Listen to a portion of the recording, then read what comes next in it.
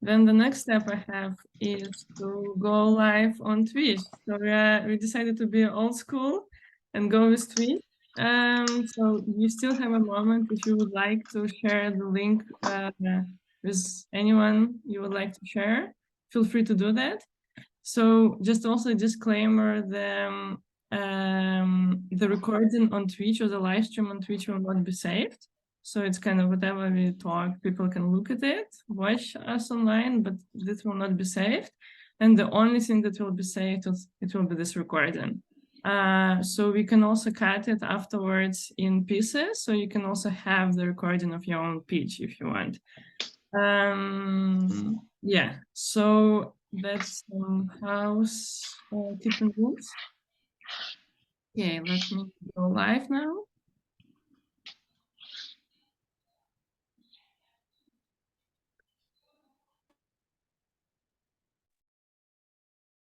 Okay, this meeting is being live streamed, so we are live.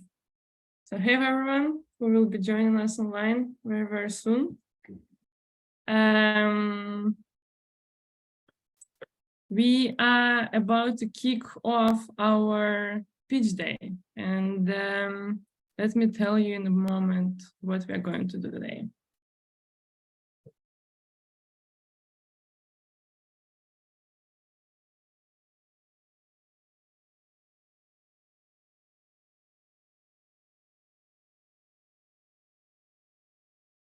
All right, so here's still an opportunity for everyone to send a link to your loved ones, to your friends. So here's this link, so feel free to send it. But welcome everyone. So it's a pitch day, and today is not kind of, I would not look at today as just an ordinary pitch day where startups are pitching, investors are giving feedback, and everyone is going home, but I would look at today's celebration because there are a lot of hours were put into that from the startup side, from the expert side. There was a lot of pivots done, a lot of business model change done, and so on. So there was so many hard work were put from many parties involved in this Catalyze program. That's why today is a celebration of everyone, and especially the startups who did an amazing job to prepare for today. And Pitch Day is just for all of you to show to the rest of the world your ideas, your projects, what you believe in, and to show the passion that you are building your startup with. So today we will we're starting with the welcome. And I will do the quick intro on actually what is Catalyze, who we are, and so on. Then we will do the startup pitches, and then we will wrap up with some final notes. So the format of the pitches will be the following. So every startup will get 3 minutes to pitch together with slides. So everyone will be sharing their screens to show the slides. Then we have 3 minutes for Q&A and immediate feedback from the investors. So only the investors in the room will be able to ask questions. If there is no question but immediate feedback, feel free to share the feedback right away. After the immediate feedback, all the investors will go into the breakout room where they will have an opportunity to write down the feedback about each startup. We do it to make sure that investors have some space, mind space, to not be distracted and write it down. But also if the investors want to discuss some elements about the startup, they can do it in a safe space as well in the breakout room. While the investors will be writing the feedback, we have a special reporter today, Lena, who looks like, or who will be our own Ksenia Sobchak today, who will interview the startups on different topics and about how they experience the program, but there will be also some other questions, surprise questions to each startup. But it's also for the startups to reflect on your journey and for all of us to get to know each other a little bit more. So that's the format for today. But before we begin with the pitches, I wanted to share and explain a little bit what is Catalyze.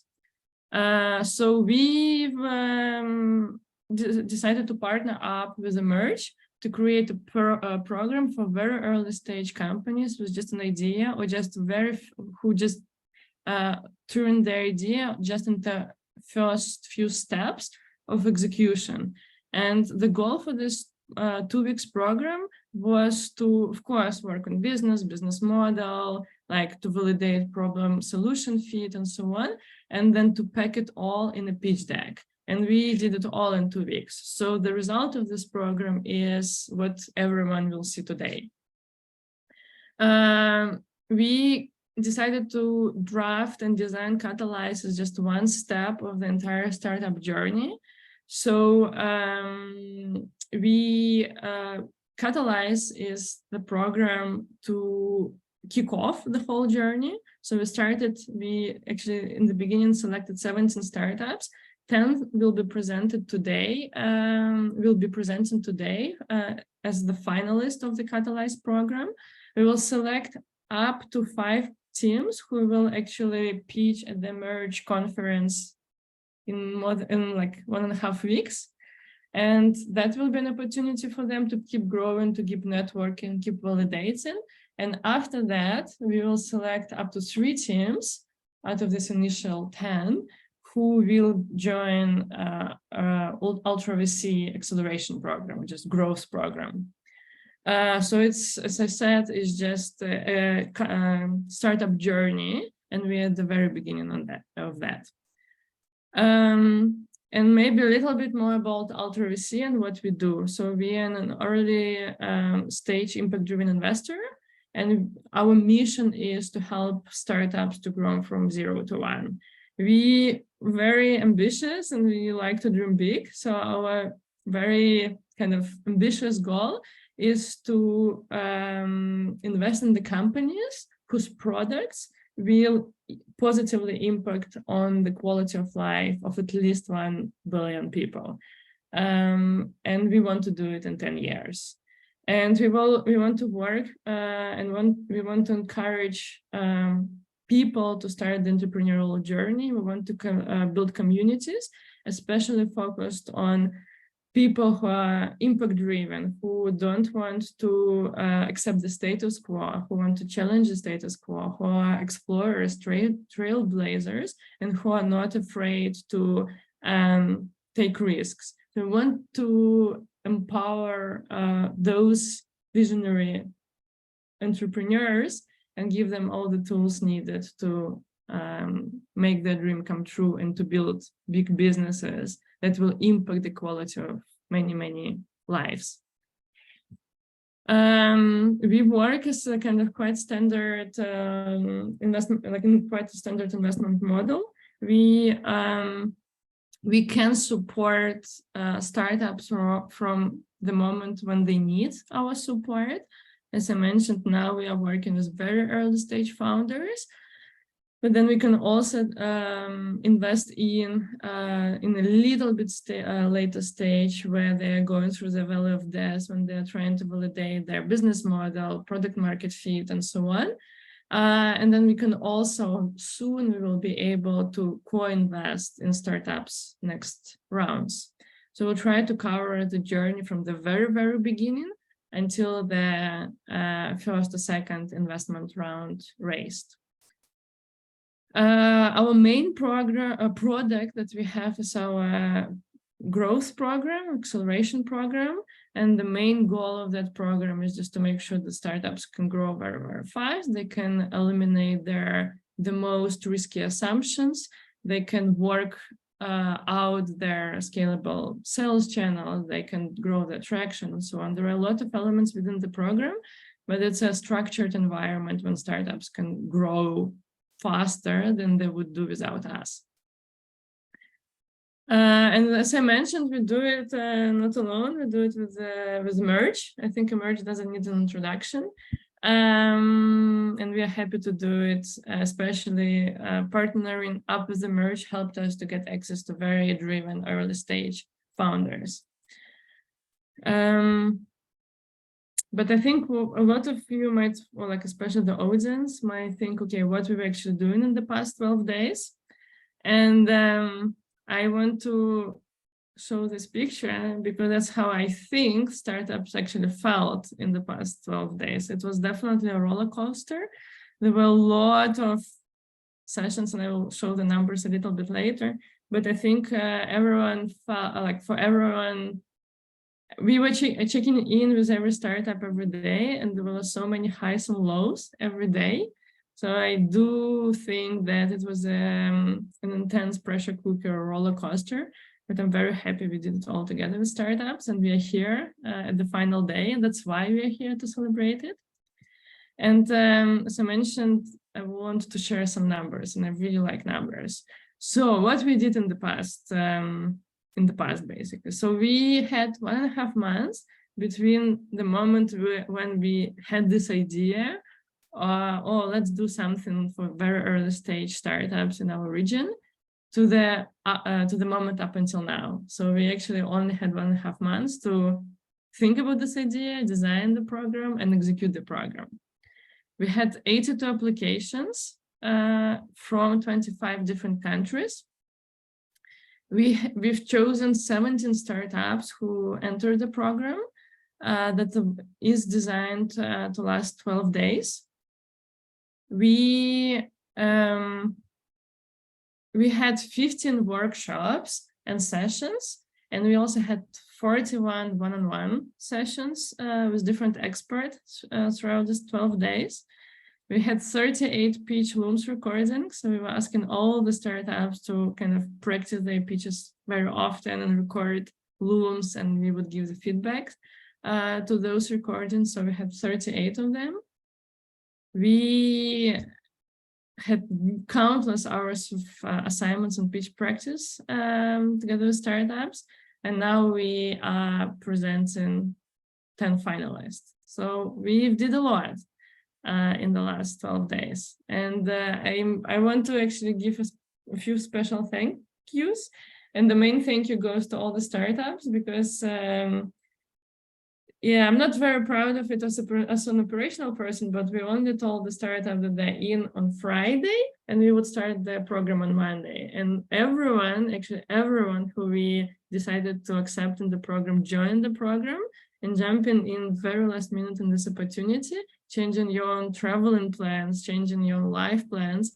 It's very much appreciated. And the energy and engagement you put into the program was very, like, I could feel it, like inside me.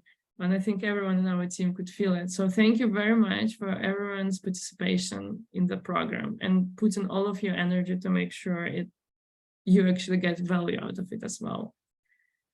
And then another special thank you I want to give to our own team, who actually worked also countless hours to make sure that this program will come together. Yeah, thank you for the team you cared, and you did all the, like, everyone put so much more effort and hours into that than our regular kind of day-to-day jobs. I really want to thank you everyone for making it happen. Right, I think we're here for the pitches, so I will stop talking. Just a few more things, actually, just to remind everyone, especially the investors. So we have 3 minutes for each startups to pitch. I will be the timekeeper. So yeah, I will make sure we stay within the time.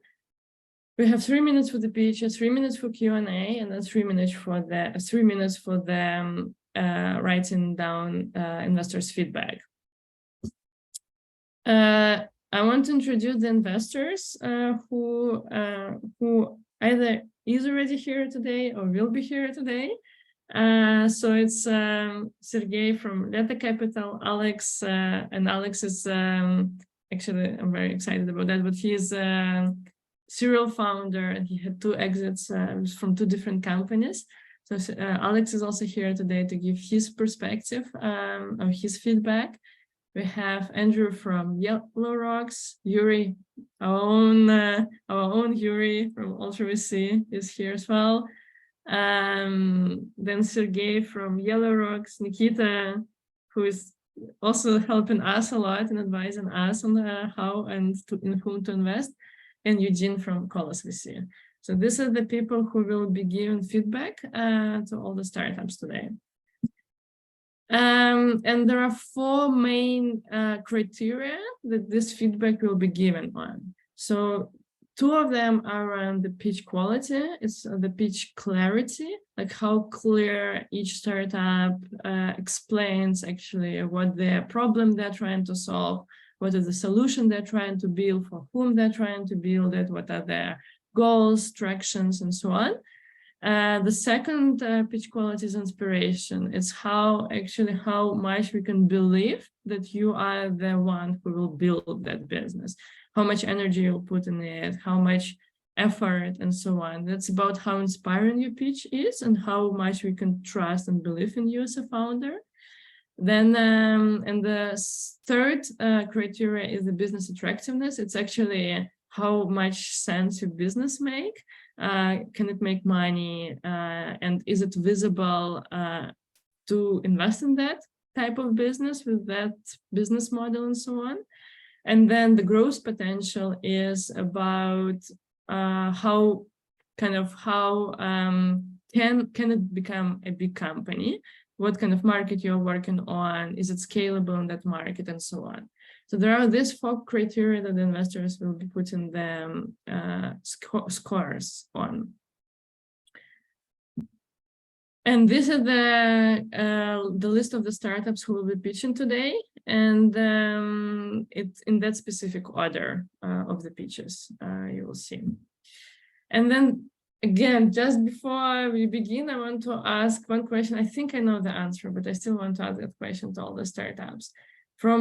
Maybe put it in the chat, because I really want to see some numbers. So on a scale from 1 to 10, how nervous are you to pitch in a bid? Okay, 3, 9, 6, 5. Okay, good. 7.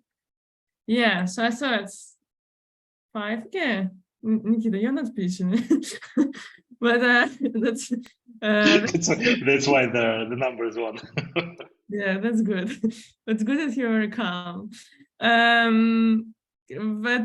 So I just want to take 1 more minute for everyone to make sure that your nervousness go away, and we've practiced that already in the program.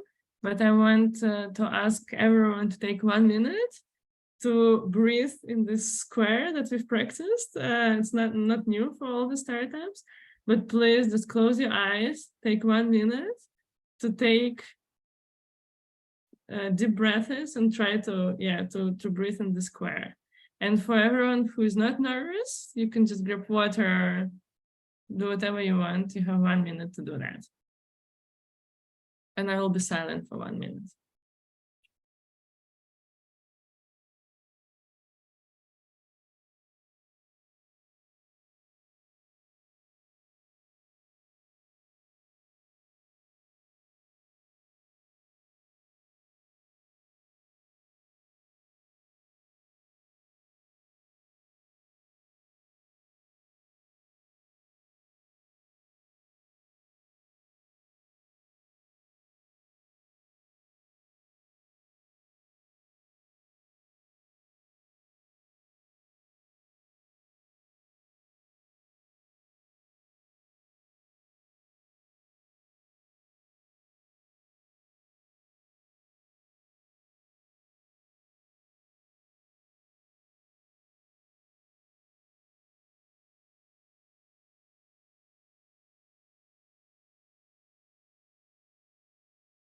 All right, welcome back.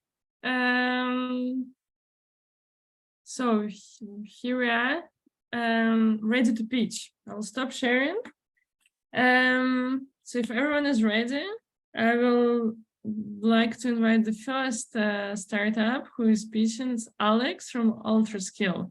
Alex, please, whenever you're ready, share your screen and go ahead.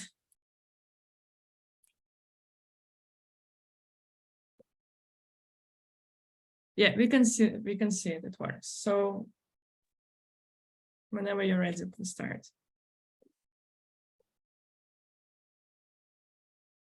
Hi there, Ultra Skill here. My name is Alex, and I'd like to show you the future of the talent intelligence. 7 of 10 people suffer from burnout because they don't realize their potential in work, especially the new generation. Statistic raised by 11 points from the last year. New generation seeking for more flexibility. They become gig workers, entrepreneurs, and they have a lot of problems on the way. We decided to create Ultra Skill, the talent intelligence. This is an AI-based tool for self-discovery, self-expression, and match between work and talent. How we do so? First of all, we have deep interview framework, which we transformed to database, and you can use it for discover your goals, values, mission. Do you know them? Okay, you do. Anyway, you can generate content from it and use the power of GPT, and you can shape your network. We'd like to call this show me your ultra skill. And the things that I love so much, that's NFT on top. We have piece of art of your talent. The business model is simple. We have 2 ways. First one is pay-per-use, so you pay per profile. Second one is the subscription model. So if you have team, you will have discount. By the way, to be honest, our model needs to validate, but we are ready to do so. So we have MVP, and we are starting to launch our market advertising campaign. Our aim is 4K users in this year, and we're going to reach $1 million. Our competitive advantage is also simple. So we are not just another HR tool. We have balance between our advantage is the balance between work and corporate, between work and talent. So we aim to person and aim to their talent. Our team is fully charged. We have great CEO with community experience, community building experience. We have great CPO with online 2 million daily monthly active users in experience behind me. I have a lot of experience in marketing and advertising, and also we have a great advisor. So probably you know this guy. And investment opportunity, we are raising $50,000. So we need to validate our model, and you have opportunity to join the team. That's the finish, guys. Follow us in Telegram.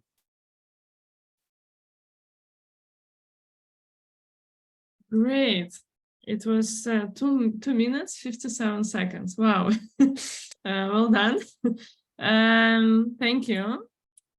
So now there will be 3 minutes to ask some questions. So if anyone from the investor side, if you have any questions or any initial feedback, please go ahead and just unmute and ask. Yeah, Nikita.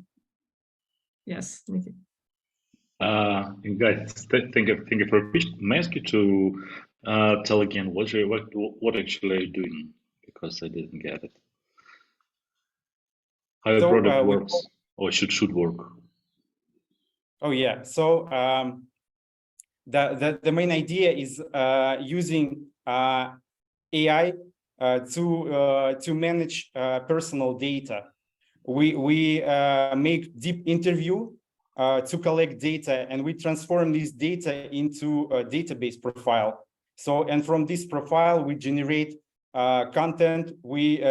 Person could manage data. So, for example, if you'd like to shape your goals or like values or talent, so you can do so in our tool. And the main thing that I'd like to highlight, that understanding each other. So we do ultra skill in our team, and it helps us to know better our motivation, our different sides. So that's the tool. Okay, thank you. Hey, Alex. Yeah, I have a question from my side. Just first of all, I'd like to thank you for this brilliant presentation. Really appreciate the effort. So my question is this, so basically you're using like some sort of a speech to text engine in order to collect all these data during the interviews, or how does it work? Yeah, here I can answer. I believe it's I'm responsible for tech side. We created a backend on .NET as an MVP that helps us to cut interview recording into text. We transform speech to text, then we process it through this backend, structure data, process it with AI to make it shorter, and then push it to Notion as a showcasing database. So that's it. Okay, got it. And who do you sell this product to? Like SMBs, big enterprises? What are your clients? So we aim. Yeah, let me say a bit words. Yeah, sure. If you can show the roadmap slide a little bit, also perfect. It shows something. So now we're focused on a B2C business model. So we first we already validated on this quarter. So we just start. Actually, you see the numbers: 10 paid customers, but we have great work with the customer development. And the next, actually, why we are raising this round now, we see the potential. We already see what people likes and what we would like to develop, and this is the goal for the next quarters, like somehow 100 to 100 B2C paying customers, and also the first cohort of the people with whom we will custom subscription model. Actually, we see 3 vectors which we would like to implement next, but we would like to have this data from our customers. So this is the goal, and then we see the great potential and actually go-to-market plan to attract teams, because it's like increase our marketing costs, and we just make it like 5 team members, 10 team members, and it's a great opportunity to know each other, to make stronger connections, to understand motivations, and I think this is the main point for next 2 quarters. Got it. Thank you for throwing some light upon it. Mm-hmm. And Alexander, I think you're I'll be real quick. One suggestion, one question. Suggestion: consider not kind of splitting the answers. For the 3 of you, not because we don't want to hear all of you, but because generally speaking, our perception works in a way where the simpler the better. And so kind of when 3 people are, responding to different questions, it might be kind of hard to understand. And the question is, you mentioned 10 B2C customers. Who are they? Like, can you describe a typical persona?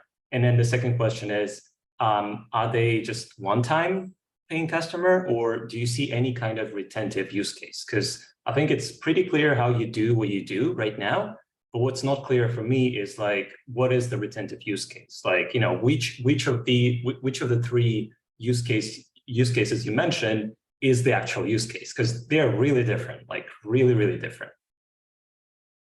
The usual use case. So we have 10 customers, and the customers is gig workers. So that's like freelancers, entrepreneurs. So the guys who need to better understand their identity, showcase it, and create environment to like make connections.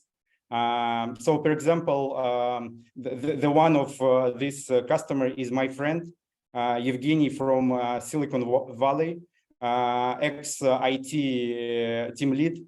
And now he's changing his way, and the user journey is the first step was he was understanding better himself, and it was the first model. Second one, when he understand it, he needs to shape it, like to create Instagram account, to create website, and like some portfolio. And this tool helps him to manage this. And now he's on the stage to attracting customers and attractive mentors and like some environment. So it also help him. But we just start to this is a customer development process, and anyway, this is a long-term relationship with Evgeny. Got it. So your main use case is kind of freelancers or people who are looking for kind of changing jobs, understanding themselves, and then kind of you helping them to create content online. That's what you're trying to solve. Just to clarify. Yeah, but another use case. So, for example, now, for example, you and me, we can create the ultra skill if we'd like to make some deeper connection. So, for example, you'd like to invest in our project, and you'd like to better understand my values, my mission, my background, and I also like to understand yours.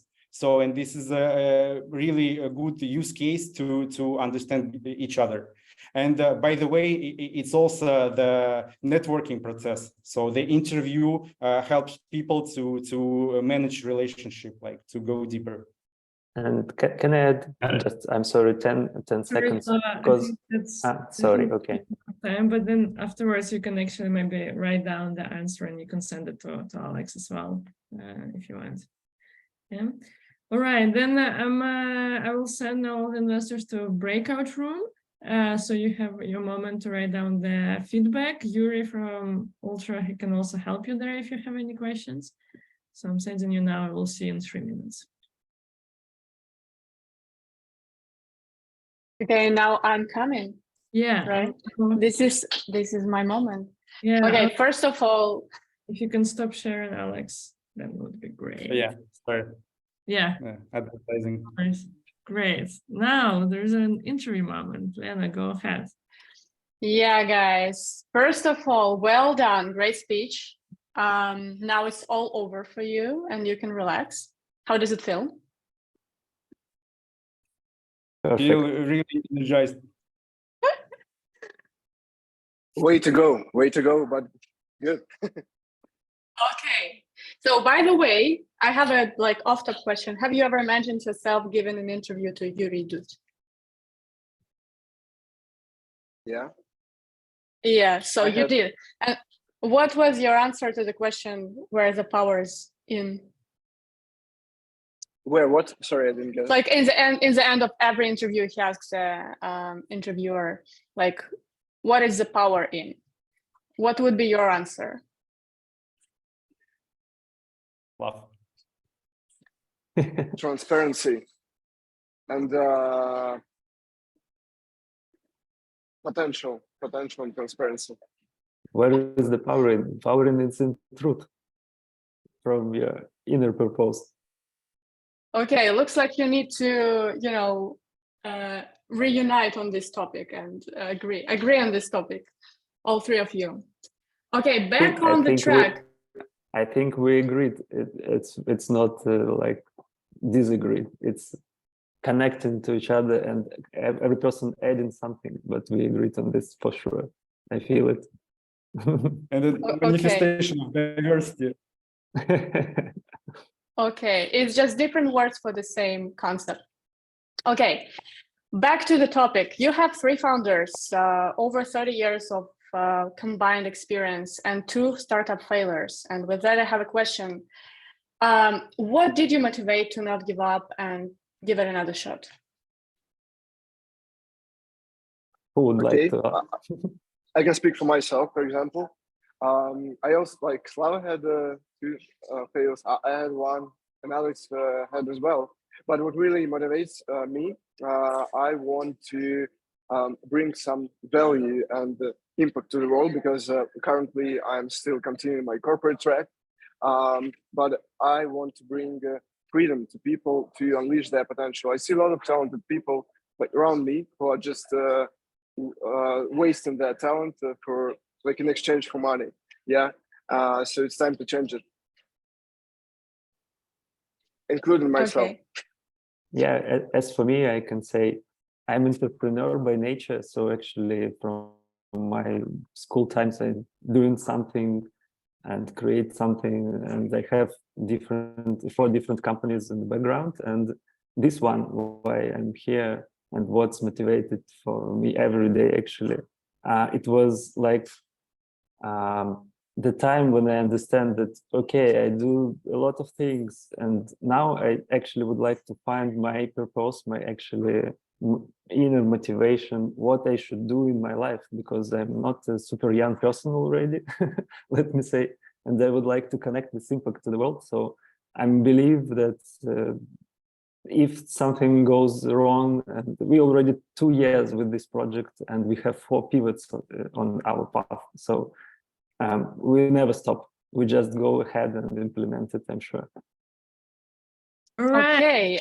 Thank you. I think we will stop here because investors are back and we will move on, but thank you.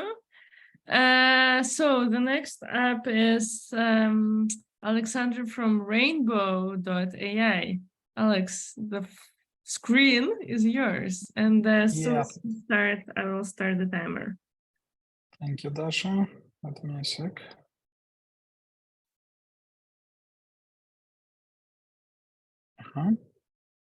Yes, we can see it. Oh, okay. Yeah. Must go on. Good. So, hey all, I'm Alex, and I'm represent the Rainbow AI project. Not so far, we become the product of the day on the product hunt. So on the screen, you see the typical situation for Berlin citizen who wants to understand what weather will be around him. So he sees that now it's no rainy, and in a half it may be rainy in 20% of probability. What happened in real time? So in real time, we see on the second part of the screen that part of Berlin is already in the rain, and in a point of user location, it will be also rain very soon. Why it happened? It's because the weather change more and more frequently. And all models which are forecasting on a big territory and refresh their data about the weather fact every few hours, it doesn't work. So the solution is to try to forecast on a very small territory, as we do on half kilometer per kilometer, and we refresh all our data every 10 minutes for all the world. How we are doing? We collect data from various sources, such as radars, satellites, meteor station, mobile barometers, user reports, and also we plan to start with work with the GSM towers and public video cameras. We collect this data, we clean this data, we normalize this data, we clear it from the noises and so on. And then we move it to our forecast AI model and make very precise forecast. And now I'm busy proud can say we are the most accurate weather in the world. With the comparison of Apple Weather, with Weather Channel, and RainViewer. So you see on these charts. How we provide this? We are developing applications which are free to use with some external feature which are available under subscription. In a not very wealthy region, we plan to provide these extended features for showing ads, something like that. So here you can see how we grow. So you see that we have such a good auditory from Europe, US, India, and Asia. We already have traction. So now we believe that the main product metric is retention. And you see that iOS retention is greatly grows from May to this month. We already have a traction in monetization. So we spent almost 50 $1,000 and get almost $500,000 of installation. And a few months ago, we start our subscription model, and we have almost 400 subscribers, and our MRR is more than 2,000. Where we go as a product? So we plan to create ways for weather. So we will interact our users to share reports about the weather. Also, we will collect data from mobile barometers, and all this will give us even more precise weather, and we will prevent people from any dangerous situation with the weather. We see a lot of opportunities in the future in B2B, sure, because we are so precisely. A lot of industries will interested in precise weather, such as agriculture, delivery, transportation at all, and so on. We have a very super experienced team. So we have two guys which are product and our marketing guy who are before us. They developed top 1 grossing application named Climb. We have CTO. 10 seconds left. Okay. Our CTO works as a team lead in Mapbox, and our ML lead is from Google.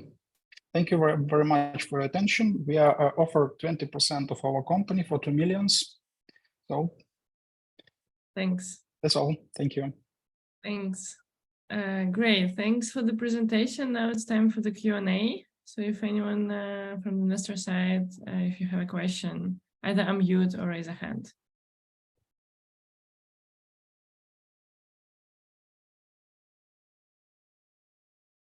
Alexander, go ahead. Yep.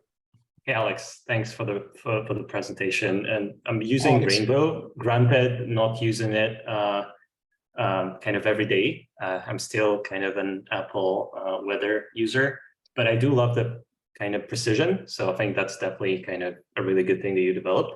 My only question is actually related to kind of the potential, kind of the scale that you could potentially achieve. Because, you know, as far as I understood, you're raising a 10 million valuation. And I think my main concern here is not that you can create or develop kind of a growing or semi-growing or semi-profitable app, but actually, like, how can this be north of $1 billion kind of startup? Because I don't really know many kind of weather apps which have, you know, grown to that. And I'm assuming B2B can be a potential way there, but since you've only shared kind of 2 use cases and no context, no, you know, nothing that can actually make me believe in that, I guess my main question is related to that. Like, where is the kind of $1 billion opportunity here in this market? Yeah, thank you very much for your question. So, how do you know how much will cost service with 100 million active users?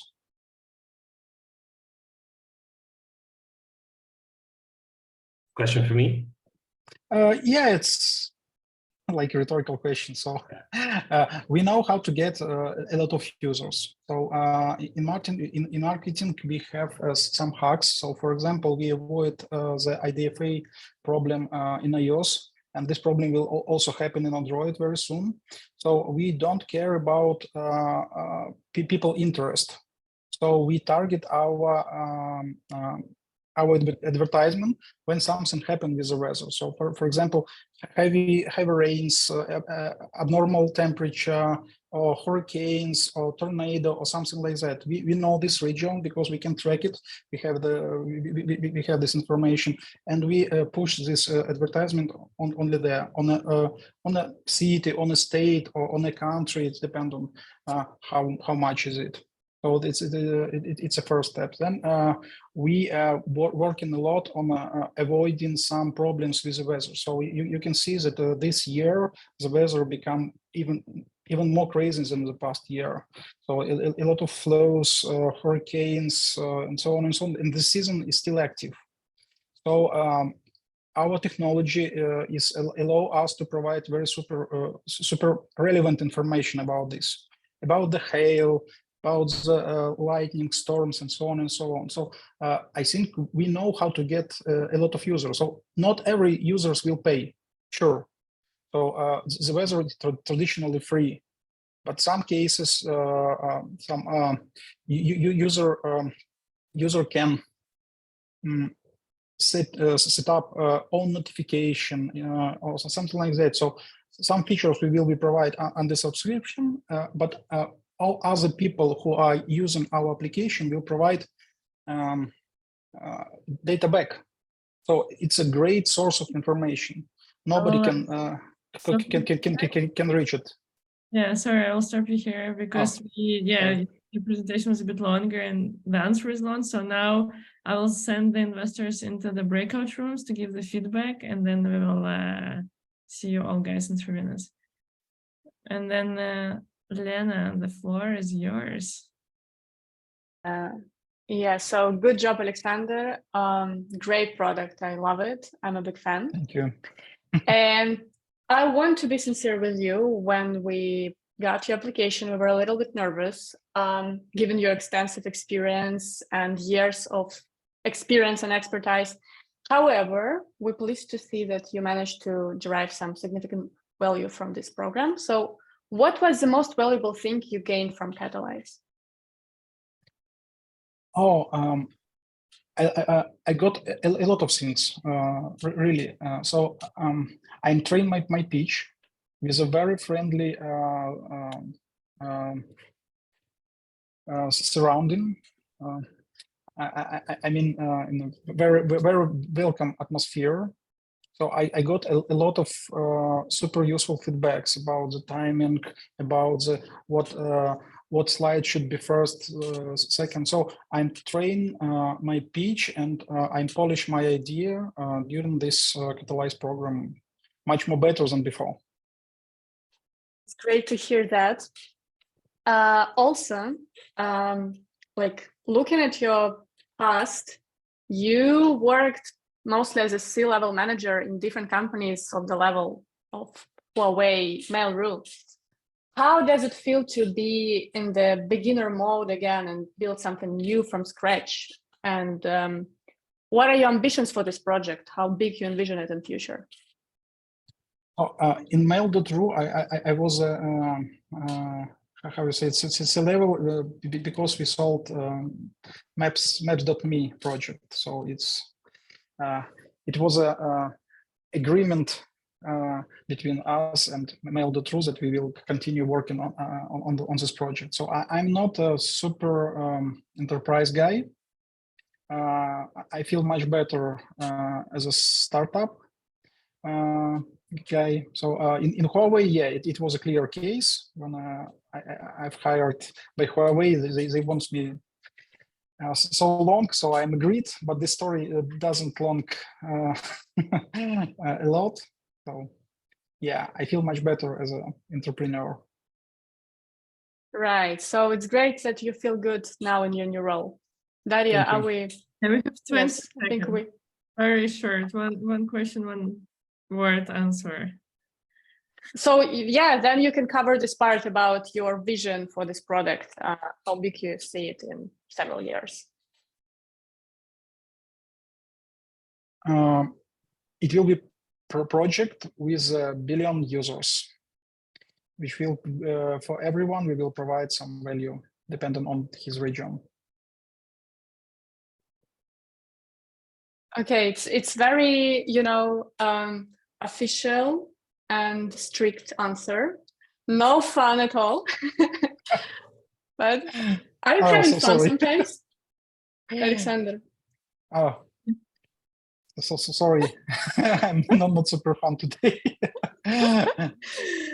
But normally when you do have fun, what kind of fun do you have? Maybe we will take it off. Oh, okay. Outside line, we can discuss it in our late drinks. But let's move on. But thanks everyone. But let's move on to the third startup. It will be Nina from Coffee Talk. Nina, whenever you're ready, please share your screen. Just a second.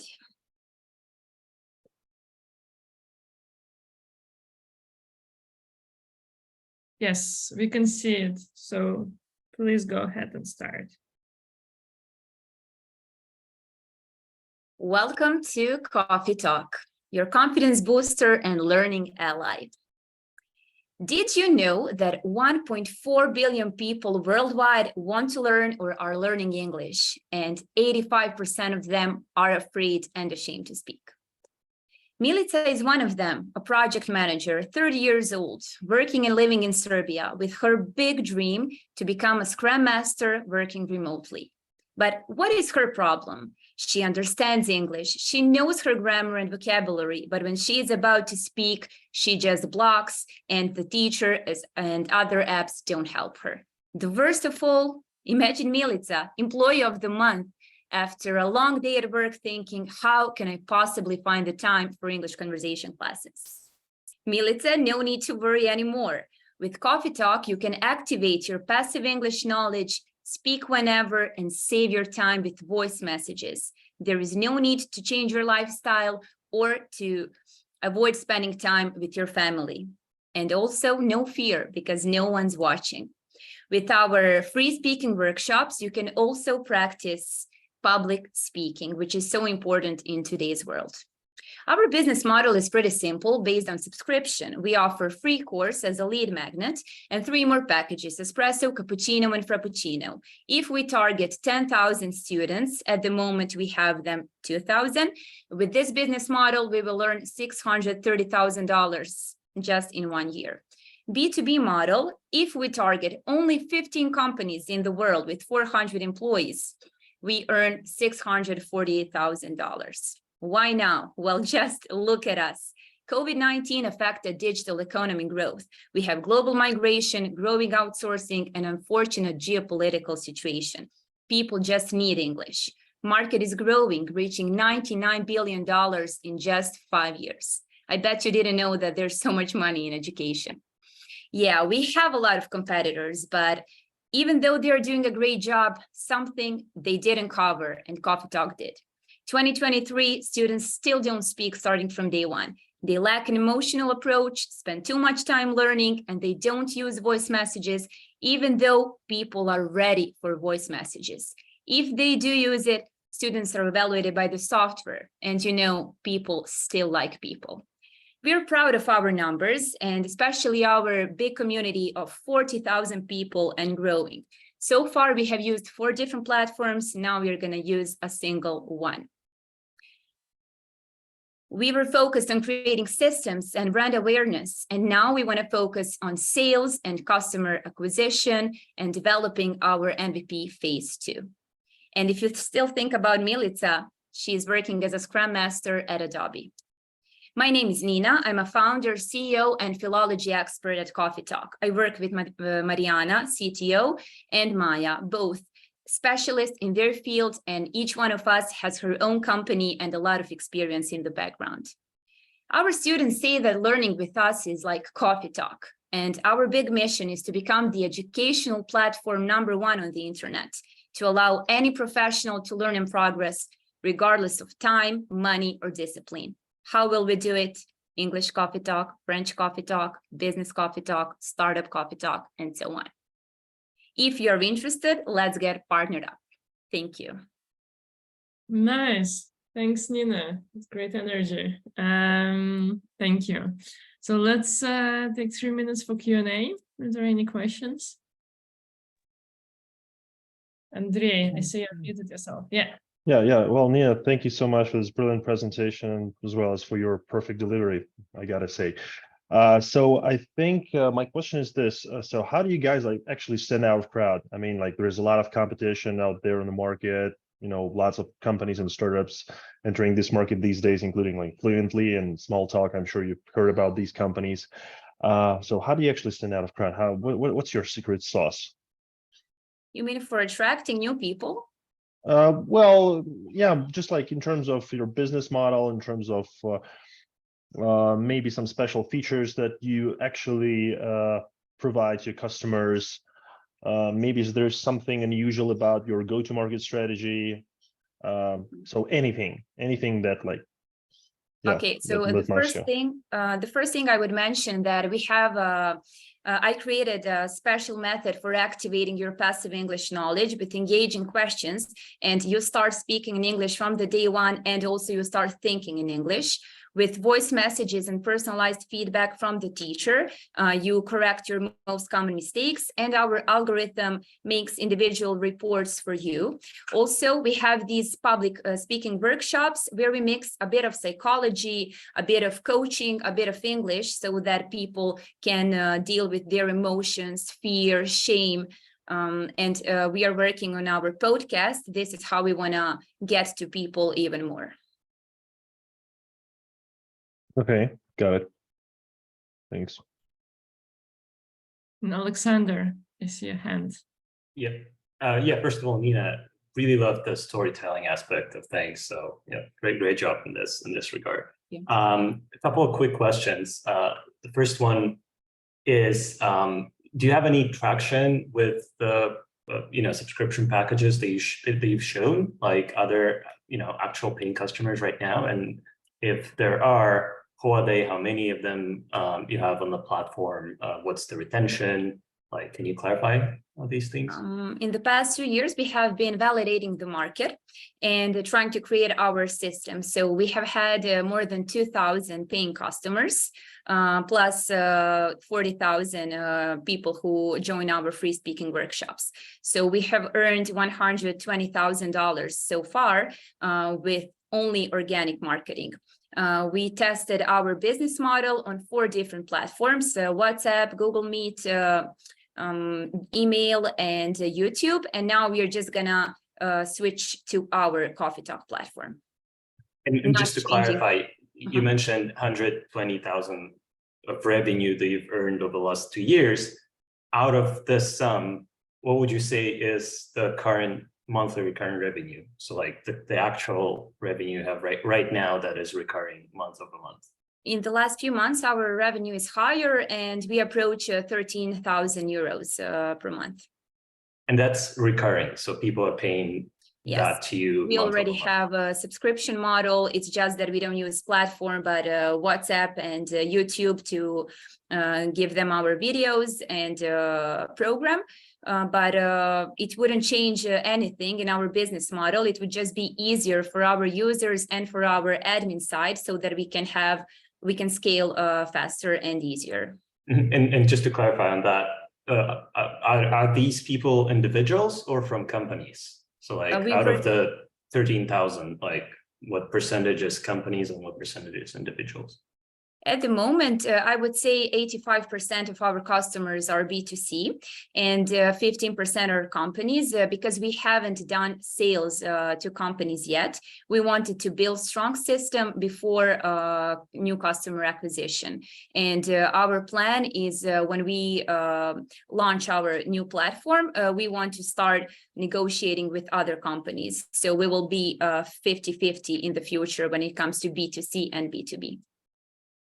Got it. If I may, just one quick suggestion here on this front. It may not be such a good idea to actually be 50-50. I would personally, as an investor, like to have to hear what the focus is. Like, is the focus on the B2C or is the focus on the B2B? Because they are really different, meaning in terms of how you approach go-to-market and stuff like that. And then the second one, which is also kind of related, I understand that you've approached the startup from like kind of from the business or like courses perspective initially, like over the last 2 years. And it's totally normal that you're like having a lot of things and trying to pick which one to focus on.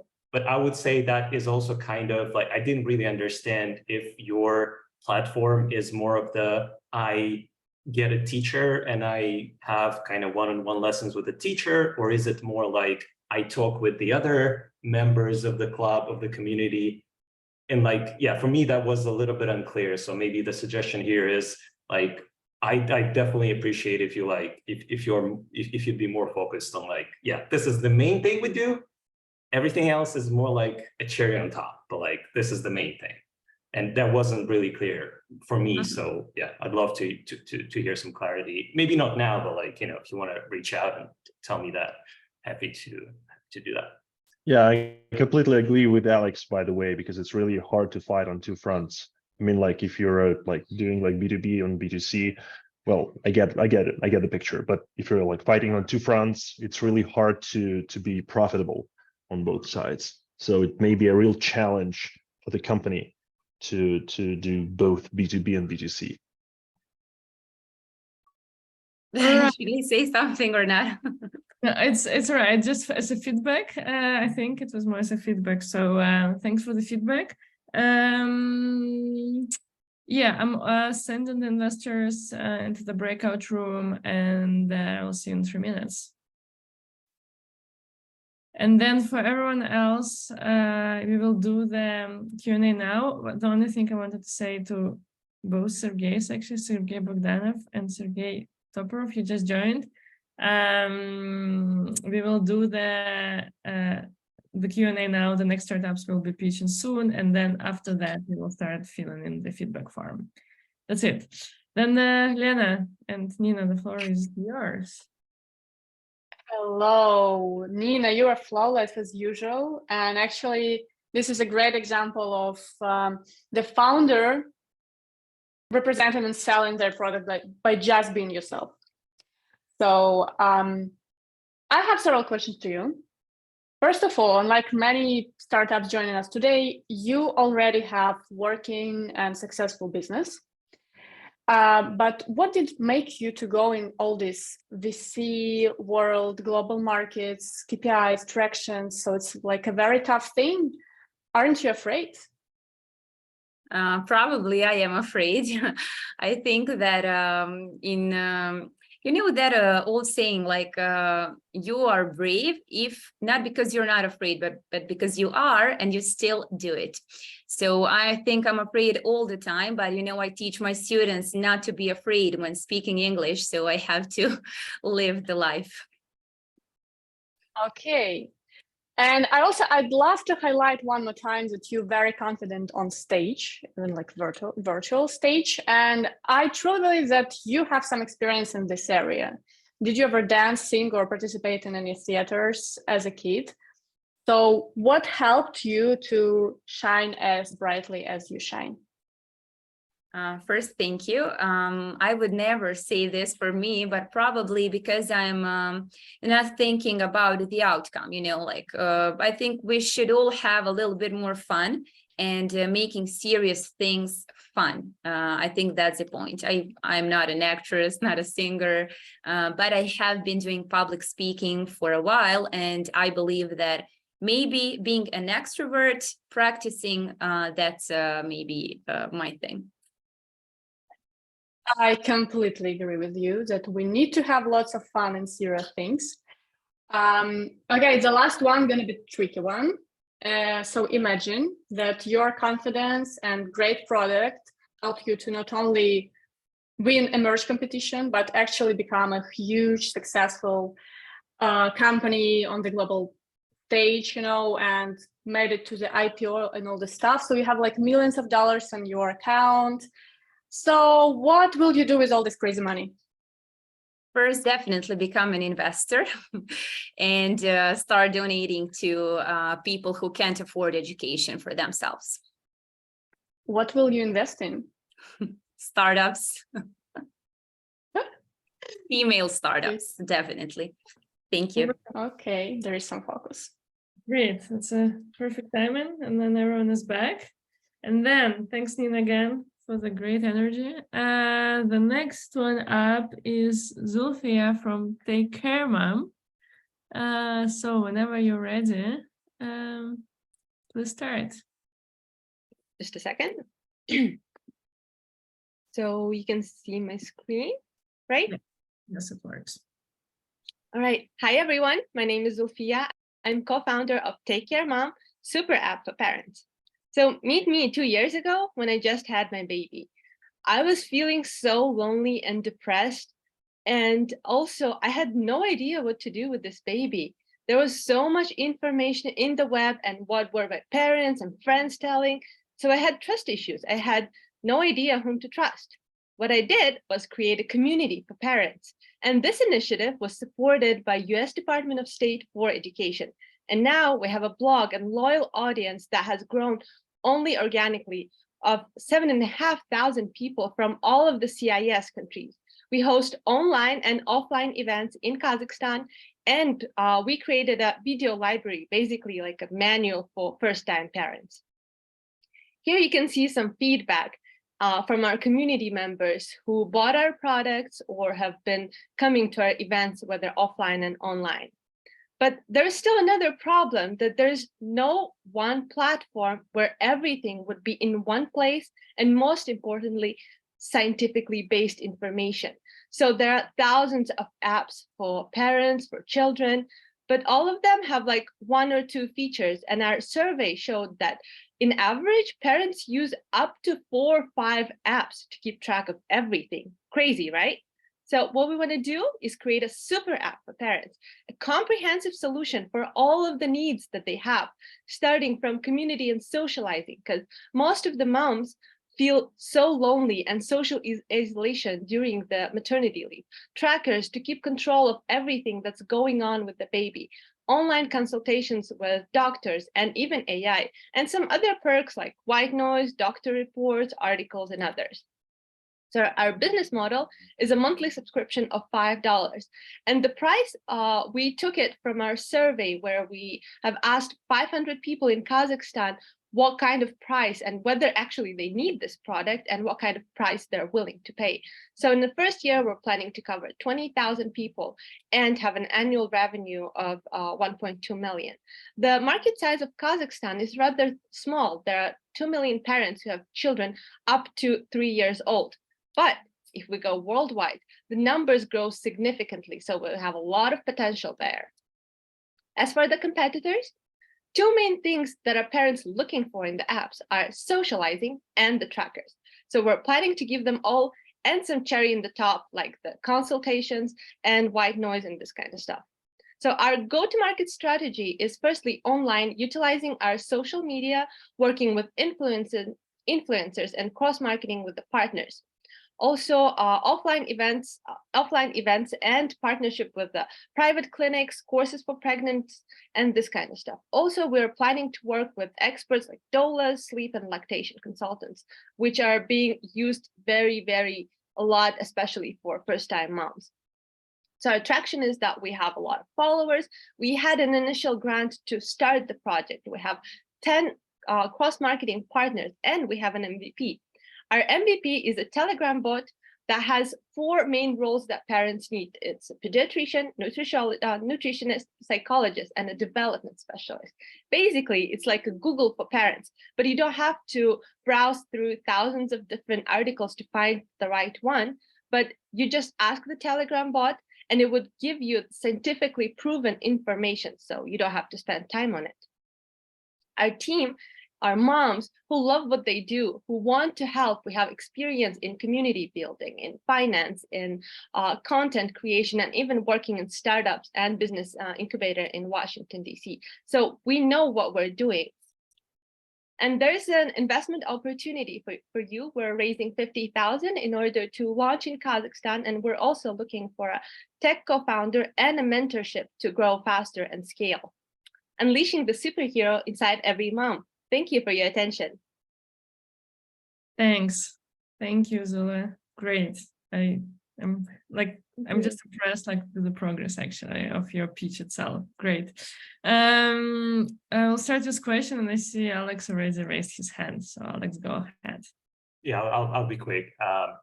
Great story, Sophia. And I think it's a great market. So kudos to you for trying to do something about it. I'll ask a quick question and then share a couple of thoughts. With the bot that you've created, what has been the traction so far? How many people used it? Are there people coming back to use it? So we're testing it. We have given it to 50 people as a focus group to just ask questions and see how it works. So we have this competitive advantage for a startup that we already have a blog and a loyal audience. So we've been asking them to do focus group and cust dev and this kind of stuff. And we actually found out that Telegram bot is giving some not very right answers. So we got it back and we're testing it with the specialists, like mainly pediatrician, because that was the main problem, that it's not given evidence-based medicine answers. So we're working on that, but those 50 people who've used it, they love that it gives you answers like right away. So you actually don't have to spend 2-3 hours trying to find information. And this 2-3 hours for moms, it's essential because you could sleep during this time, or you could work or do whatever else. Yeah, absolutely. And just to clarify, have you had GPT language model connected on the backend to your bot? Yes, or? We're working with GPT right now, but in the long term, we're planning to connect with MedPalm too. It's a Google AI that it's actually for med. So it will work perfectly for us, but it's highly costly. It's in a test phase itself. So we're working with GPT for now. Yeah, that's great. So two things real quick. First, you've identified correctly the main challenge that lies ahead of you. Unfortunately, language models are not even 99% accurate when it comes to giving factual information. So in order to make sure, because this is a very sensitive topic, right? If you recommend something and people can trust you, you may be in a big trouble because that's health. So I think if you can solve this, that'll be great. But you surely need to do a lot of technical work to establish barriers. So mainly to use models, but then to fact check every answer and to fine tune the models. So that might be challenging, but I fully believe in you. You can do this. But probably be careful with this, because this is really of course. Thank you for the comment. I worked with the folks at Flaw. You probably know Flaw. I worked with them for a bit, and I know how important this topic is. This is everything they think about every single day. And second, it might be useful as a quick suggestion. Yeah, please don't pitch super app, and instead maybe focus on something specific. As you've just identified, your specific is AI kind of assistant for parents. Pitch that instead, because it rarely works when someone pitches super app, because you're just a small startup, you don't have anything. So it's really hard to believe that you can build a super app. But with this, if you can show traction, that would be great. Thank you. Thanks. And then Sergey, I think your question, we will take your question, and hello, first of all. And then we'll go to the breakout rooms. Yeah. Sergey. Hello. Thank you for the pitch. It's really impressive. I actually have had a couple of questions, but Alexandra already mentioned one about the AI part. But the second one, in your opinion, what is the reason you mentioned there is no right solution in the market? In your opinion, what is the reason why? What happened that today is the right timing and the solution should exist today, but not 5 years ago or maybe 10 years ago? So my answer will be that Generation Z, they're having babies and they live in their phones. They have everything done in their phones. You can't really imagine 40 or 50-year-old woman doing everything in their phone, and 20-year-old, 25-year-old people, they're mainly work, and they're super comfortable to keep everything tracked in their phones. And most of them are actually control freaks. So that is why we're planning to go there and have this app that would cover main topics and also be a time saver and sometimes a lifesaver. Got it. All right. Thanks you for the questions, answers. I will send all the investors to the breakout room to write the feedback, and we will see you in 3 minutes. Okay, shall I start? Right. Yeah. Okay. First of all, I really like your last slide. I noticed this, last quote about envision the superhero in every mom. So kudos for that. Yes, I actually took it from your post. So I really loved it. And I was like, oh, wow, that actually explains what we do. So yeah, thanks for that. Yeah. I noticed that, and I really like that you use this opportunity. Okay, so another great pitch we have here, and actually Dasha already mentioned, we all very impressed by your, progress in this program. It's impressive. Yeah. So how many pitches have you done before in your life? Should I count like, I don't know, pitches at university, like for case competitions and this kind of stuff? Yeah, but like approximately, not 87 precisely, but around did you have 15-ish, yeah, something like that for different topics. But I was very active during university, and I would participate in every competition, business competition there was. So now it makes sense because, yeah, you did very great in this. Thank you. But you're not only impressive pitcher and businesswoman in the making, you also a mother, and which I personally consider as the most difficult and terrifying job for me personally. It is. Yes. So what do business and motherhood have in common? I guess the stress, the amount of stress that you have to work 24/7. Like if it's your own business, like you always think about it, and if it's your baby, you also always think about it. And there is this passion because like you want your baby to get better and you want your business to get better. But so one thing was not enough for you. You decided to have both of them. Yeah, I guess I'm that kind of person. I actually really tried to go back to office, but I really felt like that's not my thing for now. And I really should go into entrepreneurship. And here I am. Okay, the last question I have a sister, and she has a baby, and she also dreaming about starting her own business, but always, concerned that she won't be able to juggle both of these roles. What advice will you give to a mother like that, in the person in this position, from your experience? Get help, like get all the help that you can. Like I always ask my husband for help. I have a sister and I always ask her for help. She's babysitting my daughter right now while I'm pitching. And I use like buy food and not cook it. I call for cleaning and not clean. And yeah, I just give everything that I don't think is important out and focus on my baby and on my business. Great. Good advices. Dasha? Yes, I'm taking from you. Thank you. And then the next one, staying on the topic of being a parent and that you help. I did it a little bit on purpose, but Stepan. Yeah, you did a good trick. Yeah, another parent story coming right up. Yeah, sure. Just a sec. Can you confirm that you can see my screen? Yes, all works. Cool. Hi, we're Carol, and we are on a mission to radically simplify access to healthcare through messaging. 6 months ago, I became a father for the first time in my life. And as any inexperienced parent, I became filled with questions and worries. Baby slept for 8 hours straight. Is that normal? Something weird is on her forehead. Should I do something with that? I learned the hard way that there is no way to answer these questions credibly, quickly, and affordably, and without paying a fortune. I couldn't call my doctor all the time, so I started Googling, but all the advice there was controversial. I was frustrated.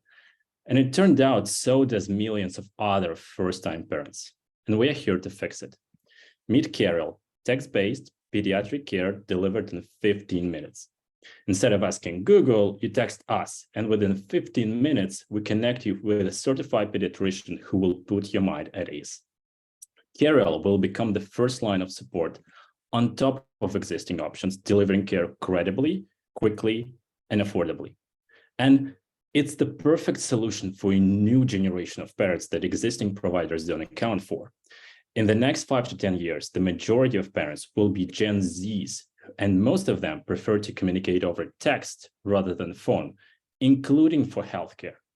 But apart from being convenient, text can also dramatically drive down the cost of care. It allows providers to serve 3 times more patients, and text is much better positioned to utilize AI to optimize medical encounters. Carol will become the first company to fill the gap for text-based pediatric care in the UK that is being delivered this fast and being this affordable at a £30 per month price point. And we are the best team to execute on it. My co-founder, Alex, spent 5 years in strategy and management consulting, working with 15 Fortune 500 companies to build multiple digital health platforms used by millions. And me, I founded a company before, have 7 years of experience in product management, and I scaled text-based support in a consumer app, handling up to 20,000 daily requests. This summer, we did our first proof of concept test with trial customers, delivering 50 care sessions, and all of our testers loved it. Next month, we are launching first MVP to start generating revenue. And today we're seeking to raise £350,000 that would go into customer acquisition and would help us validate problem solution fit and get to £50,000 in monthly recurring revenue by the end of next year. But that's only the first small step. Our mission is to radically simplify access to healthcare through messaging. We see massive opportunity in expanding to the US, to other age groups, and eventually into whole family care. Thank you. Perfect. Thank you very much, Stepan. It's time for the Q&A now. Nikita, I see you want to ask a question. Yes. Yeah, sure. Stepan, thank you for a pitch. I'd like to ask you actually what type of licenses did you need to get? Maybe get somebody already to operate in the United Kingdom. So the way we start MVP right now is we don't need any license. We are covering non-medical topics, which includes sleep, nutrition, and lactation. And for that, you don't need to have any license in any country. After MVP and start. Are you sure? Did you take any consultations? Yeah. We have lawyers who cover that up. So for non-medical issues, it includes sleep, lactation, and nutrition. You don't have license. After that, we will get CQC license in the UK, and for the US market, the same analog. It costs about £2,000 and it takes about 6 months to get it, but we will be able to generate revenue while we are getting that license. Does it answer your question? Sure, thank you. Thank you very much. And Yuri, I'll choose you to go next. Thanks for your pitch and congrats with the newborn. So my question is regarding the business model itself. We've previously covered this. Once again, so is £30 per month enough to kind of make the unit economics stable, sustainable, because you need to pay to kind of doctors, etc., etc. Can you please dig deeper into this? If we're doing at this moment, we're charging £30 per month, but at the long term, we are planning to increase average revenue per user. There, the unit economics would work definitely. Also, the other challenge that we are going to face is to decrease CAC. Right now, we are thinking about it might take about £200 or £300 to acquire one customer, but in the long term, we have a plan to how to reduce it by utilizing referrals, for instance, some other channels as well. So at this moment, right now, £30 per month will be not making any, will not be making profit, obviously, but as we scale, yes, it works. Yeah. Does that answer? Yeah, thank you. And, Alexander, one question. Yeah, sure. What's you mentioned kind of growing on the UK market? What's the main go-to-market kind of channel for you, or kind of hypothesis that you've tried or want to try? Right now, we're focusing on the UK market, and here we are expecting to get our first 100 customers almost for free through friends and family and our own network. Going after that, yeah. After that, the main channel will be social media advertising, so Instagram, Facebook, which is not super cheap, yes, And that's one of the biggest challenges for us in the next probably 12 months, find a cheaper acquisition channel. And maybe we're thinking of utilizing referrals. Maybe they will work. So for instance, we get the discount for you for a whole month if someone you refer to will use the service. That might work, but we haven't tested that yet. It's just an assumption right now. Yeah.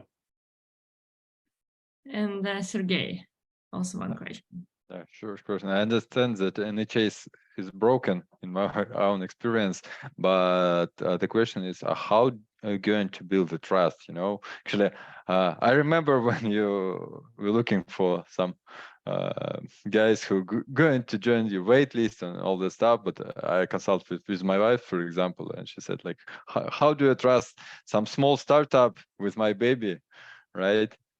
Yeah. And what is your point of view on that? So yeah, that's another huge challenge at the beginning. One of the things that we wanted to utilize that, first of all, we will start with clinicians who already have their sort of customer base, and they will be willing to refer them to us as well. So that would help us. Then, so building on top of the credibility of our clinicians that we are going to hire, maybe at the very beginning, but after that, delivering good quality care and collecting as many testimonials as possible and things like that. So there is no workaround around that, unfortunately, or we don't see the one yet. All right, thank you for the questions. The investors will go into the breakout room now, and then, yeah, we will do the Q&A with Lena.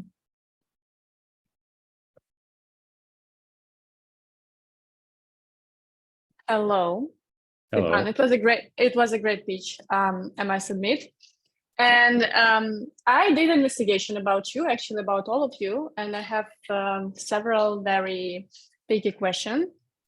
First of all, I know that you created a platform to connect residents and local governments, and you also worked in the government, and now you start in another very socially oriented startup. What do you think has driven you to be so impact driven? I got bored doing things that I wouldn't personally use, probably. So for instance, yeah, I see a lot of value and potential in business, like doing some sort of a high level, difficult B2B SaaS, but I worked on that and I got bored after 6 months or so. And for this thing, I know that I would be able to run it for years on end. Okay, so it's just boring, but what about making the world a better place? Are you a dreamer? I don't like cliche phrases, so I used to say that I would love to make the world a better place. Like 8 years ago or so, I stopped doing that. And then at some point, I just realized that I can admit, it's okay to admit that you're doing this for the ego. And partially, I'm doing this for the ego because I'm solving my own problem. And I know friends who will be using this product, and seeing millions of other people using that product as well, that gives me enormous pleasure and reward. So partially I'm doing this for the ego, and I'm not ashamed to say that. It sounds like a very conscious person who did lots of therapeutic sessions, actually. I did. Yeah, I could tell it. Okay, actually, one more very random, but for me personally, very interesting question. So you grew up in Murmansk. It's a city that is almost entirely dark for half of the year. So what did an ordinary day look like for you as a child during those northern nights, you know? I'm just very curious.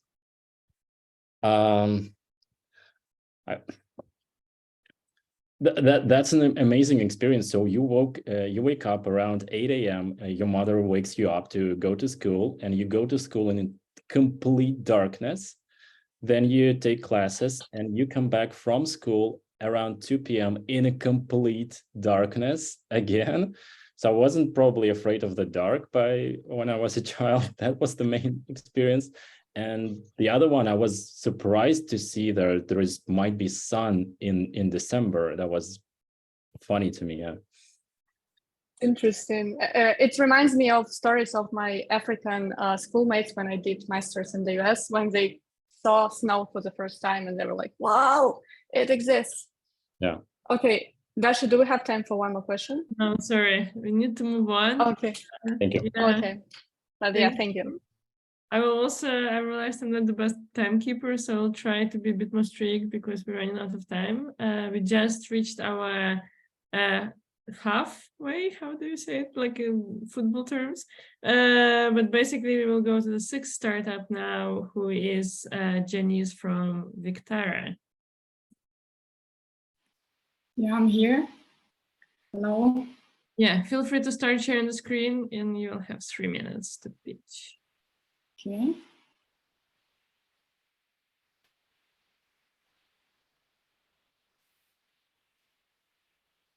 Now you see, right? We see, yes, we see the presentation. Yes, go ahead. Okay. So then we start. Yeah. Hello, everybody. So my name is Janice. This is Victara, AI for personalized skincare selection. Oh, here. This is my personal case. 2017, I had irritation, sensitivity, and the redness on my skin. I was thinking that it's going to be an infection or fungi, but it was just a cool process. I didn't know that. But spending many hours and after 6 years, I have Korean glass skin, and I can share the expertise and make this product. The problems are that I'm not the only one with this problem. Every third person in our society has a skin disease and lack of knowledge in the components. That is why they find 42% of purchases made in skincare inefficient. And furthermore, 62% of people, when they start some treatment, they do not go to the end, and they need help and assistance. So we're making and help for people with the support of dermatologists. Here's how it looks. This is our solution consists of prescriptions and the guidance for 3 months. This is all science-based. This is how our clients benefit from this. They save money and time. But I think more interesting for you would be the huge potential of the cosmetics and beauty market. This is how we earn money. There are multiple resources of monetization. One-time use consultancy, pro support for 3 months, commercial referral programs, and the most significant one is, I think, the partnerships with the cosmetics brands that manufacture their own cosmetics. We already have traction. In 2 weeks, I've made 15 sales for an amount of $300. This is consultancy plus cosmetics sold, and my interest is the markets of MENA, Southeast Asia, and LATAM, because my competitors are all in the US. These are all more than $100 million startups. This one, Apostrophe, is acquired for 190 million by the him and hers health. This one is $1 billion valued, and this is huge. Actually, my team, I'm a business founder and I have a technical founder who is a data scientist. I've participated in the Google for Startups program and have experience of living in Europe, but then there people are not so much into cosmetics. And the group of experts and the professionals in medicine and skincare, of course, without them, we cannot do anything because that's a medicine. That's it. Thank you. Yeah, thanks, Janice. And the time is up. And then we have time for 2 questions. So yes, we need to speed up a little bit. should I Yeah, you can turn stop off the screen for now, Okay. and if needed, you can reopen it. Yeah.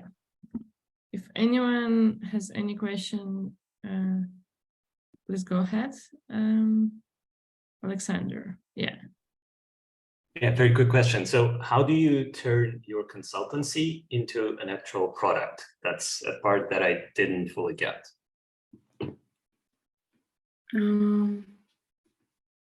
So the client asked for the help, like I have some problems with my skin. We are dealing with this, the information we get from them, the pictures of the skin, the face, and provide the full cycle scheme in the skincare, how they should deal with this, and it's going to be treated in 3 months period.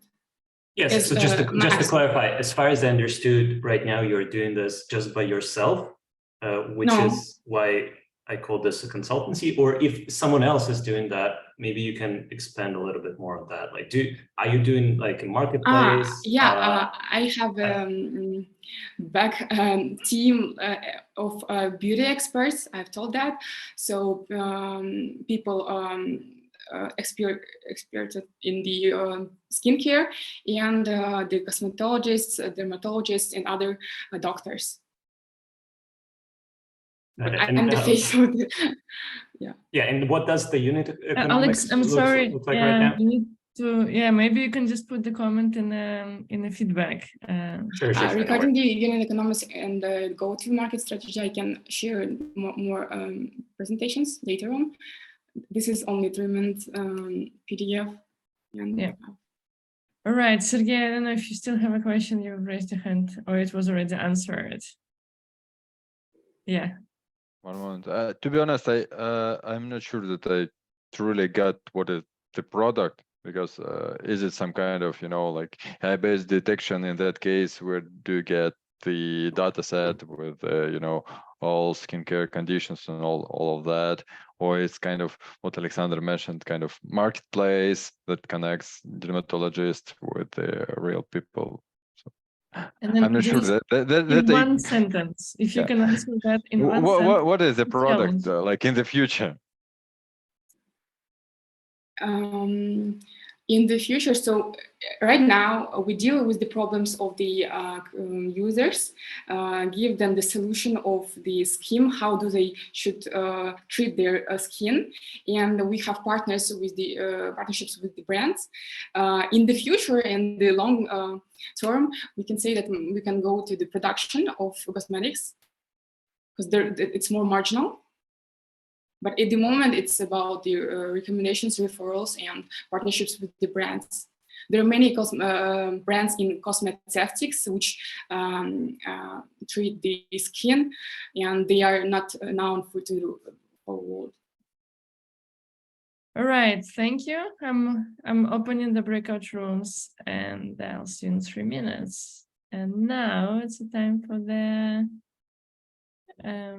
questions. Right.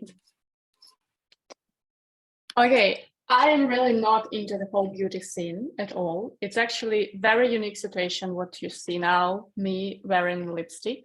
I don't know anything about the industry and what is happening there, but you are an expert. So could you share with us some beauty and skincare trends you keeping up with, and what major disruptions in the market you've noticed so far, recently, maybe?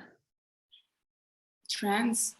So the trend, I think it always was and would be the looking very natural. So that you are not covering your skin like with so many layers of decor cosmetics.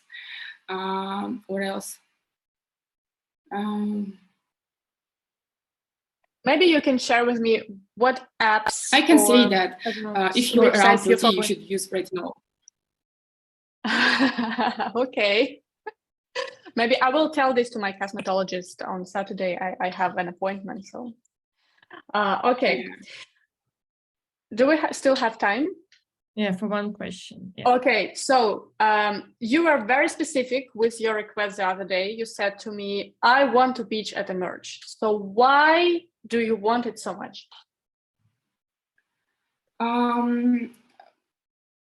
So I started pitching this summer, like actively pitching, and I need like around 10 pitches on the stage to practice it and to master it.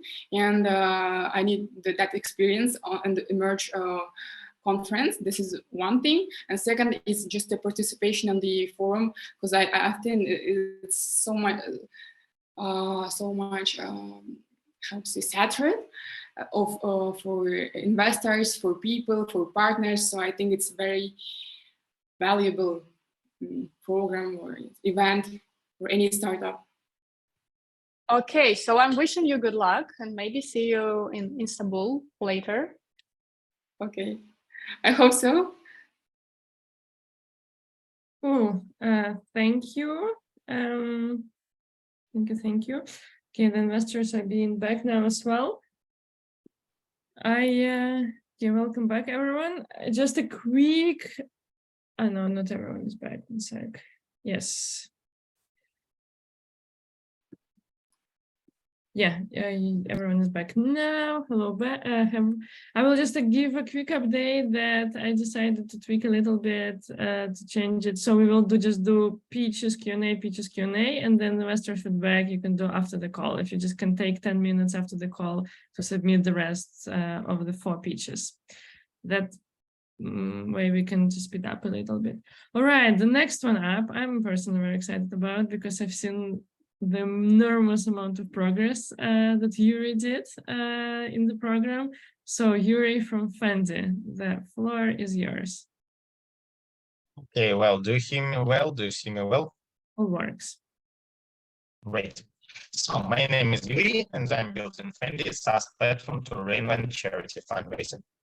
You know, fundraising remains challenging for charities. Only 12% of the whole donations amount is coming from online, and less than half of the charities are presented on the web these days. Let's take a close look at a friend of mine, Janina, single mother living in a small town in Belarus and managing a pet shelter with 100 dogs. How do you think? Does she have enough time to manage her donators, to build her marketing, invest her analytics? I believe no. If she would live in the EU, her online fundraising would probably look like this. In the US, like this, far better. But still lack answering on the main question, how to acquire donators. However, Janina is lucky she was born in Belarus, where Fendi started. So she easily created donation forms and pages suited for her goals. She managed her donators, her campaigns, and specially designed donation Syria. And she find new donors among e-commerce customers around the web. How? By using our Checkout Charity tools. Let's make a quick stop here. Checkout Charity is basically an impact marketing tool that allows customers to donate a percentage of their purchase to the campaign's goals they really care about. It's widely used by Amazon, Revolut, big brands. However, it's still underrepresented in small and medium-sized businesses. And we want to fix it to make charities like Janina's visible for like potential customers and to like allow businesses to build their brand identity based on their impact, not on their promotions. That approach worked successfully in Belarus. We became like the most successful fundraising platform in the country, focusing just on pets. And now we want to bring it globally, and we're raising 150K for that purpose. Our market is potentially huge, both in raw numbers and it's huge in its growth. So what's more important, and still lacks major player. If we take like GoFundMe as an Amazon for charity fundraising, then we still don't have Shopify here. Our revenue model is simple. We're charging transactions and taking our fee, as well as selling Checkout Charity extension. And to like raise 1 million in revenue, we have to onboard 200 charities. Team behind the solution is probably the best one. We delivered dozens of successful Shopify apps together, and I'm UTV Tech Fellow with access to our potential customers, and it's our another unfair advantage. So thank you and join us on our road to reinvent charity fundraising. Nice, thank you, Yuri. That's it. Perfect. You can stop sharing, and it will be time for the Q&A now. We will have also time for 2-3 questions.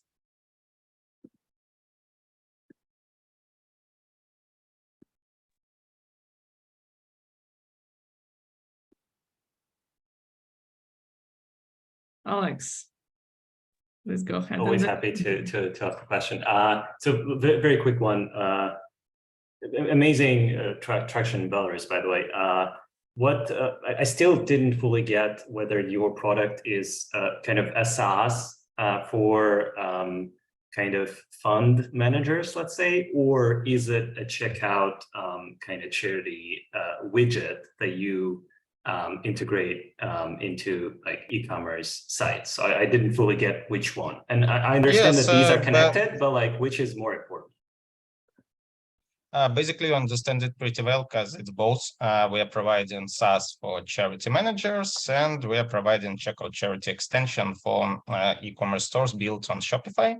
And in these checkout charity extensions, we put campaigns created using our SaaS by charity managers.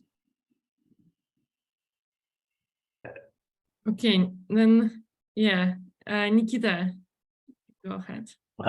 Yuri, thank you for the presentation. Yeah, the question is, could you tell us a little bit about your competitors? Who are they? How do they earn money? Yeah, sure. So I showed it on the slides. Our competitors are mostly, we have basically,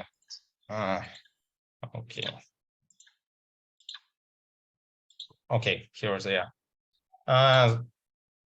I stopped sharing my screen. I showed you the competitors. Okay. Well, our competitors are mostly software that brings charities online. The most famous ones are DonorBox, Fundraise Up, Fundly, and so on. They are operating in the US. They are VC funded and focusing on the US market mostly. However, they still don't cover this issue with finding donors. They just provide charities with instruments to start the online fundraising, but they don't provide them and with an opportunity to autopilot it. Thanks. And then, thank you. Last but not least. Yeah, my question was like the following. Well, thank you very much for your presentation. I'm not much of an expert in charity and all that kind of stuff, but I think you're doing a really important kind of job. Yeah, so I do really appreciate the effort. So my question is like kind of general one. So how did you come up with this idea? I mean, what was the origin of getting this idea in the first place? So how do you come up with it? Yeah. Okay. What's the logic behind it? Yeah. Because I'm really, the origin really was my girlfriend took 10 stray puppies to our flat, and we have to raise funds for them online. And I looked how does it works in Belarus. They raise funds on their cards. They report on spendings by taking photos of their checks, and then doing small accounting business from it. So we decided to automate it. Then we looked how it works in the US, and I combined it with my Shopify app launching experience. I saw Shopify checkout charity apps that work pretty good, and I thought, well, if these Shopify checkout charity apps work well with generic charities lists, what will it work like if we will put real campaigns that can be followed, that are happening right now, that's far more engaging. So that's it. Nice. Great story. Thank you. Yeah, I was just to say you can also use the story for your own storyline as well in the beginning. But thank you, and then we will move on to all the way from Mexico to Yelena from Journey. Please go ahead. Hi, everyone. I'll share my screen in a minute. Can you hear me? Can you see my screen? Perfect. So let me start. My name is Helena, and I'm a founder of Johnny, an app that connects people to do different activities together. Last year, I moved to a new country, and it was really hard for me to find new friends here, to make connections, and just to have my coffee or lunch not alone. The same problem exists for many people in different situations when they're alone in a new place or simply when their friends, family, or colleagues are not available. And also the ways how people trying to solve this problem exist already. People are trying to post something on social media. They are using some apps, looking for friends, but it's really time consuming and stressful because you can chat for long hours or even days with people about where will you go, when will you meet. So it rarely works. It's a really low conversion way to find yourself a company. That's why I created a Joiny, a simple mobile app that doesn't have endless user swipes, long chats. You just either create your own event to be joined or join others. So it works by simple but proven formula, like meet me where, when to do some activity. The competition in this area are some events, holding apps, which allow group events, dating apps, which are built for different purpose actually, and tons of apps for making friends online. But what is really missing is a quick way to find yourself a company in real life. And Joiny really helps you do that. The market size for social networking apps is growing, and it's gonna reach more than $60 billion this year. And there's definitely an opportunity to turn to it with a new product. The business model for Joiny is a subscription model. It is a freemium subscription, which starts just from $5 a month. And to attract users, I'm gonna use advertisement in the places where these users are already in, where they're looking for company, in some coffee shops, in communities, groups, chats. And also I will use some social media marketing as well to attract users to mobile application. I launched Joiny this year in Mexico City, and my plan is to acquire 10,000 users in more than 5 cities by the end of November. And I'm planning to raise seed round to build a in-house team and expand this product by the end of this year. Speaking of me, I'm a solo founder now. I have extensive experience in leading companies with million users, and I worked in leadership and tech positions, which allows me to be a CEO and CTO of Journey now. And I'm fully ready to deliver this and build my in-house team later. Thank you for your attention, and you can follow Joiny by this QR and subscribe for more updates to be in touch. Thank you. Perfect. For good timing. Thanks, Helena. And we have time for 2 questions. Yuri, we'll start with you and then Alex. Lena, thanks for the pitch. So basically you're building a consumer social app. So the question is, do you have any specific niche in terms of the early adopter profile or the types of activities the users kind of are interested in to kickstart the network? So it works. Yes, great question. From what I'm seeing, the main audience now for this is digital nomads, the people who travel from place to place, and they're really enthusiastic and willing to connect.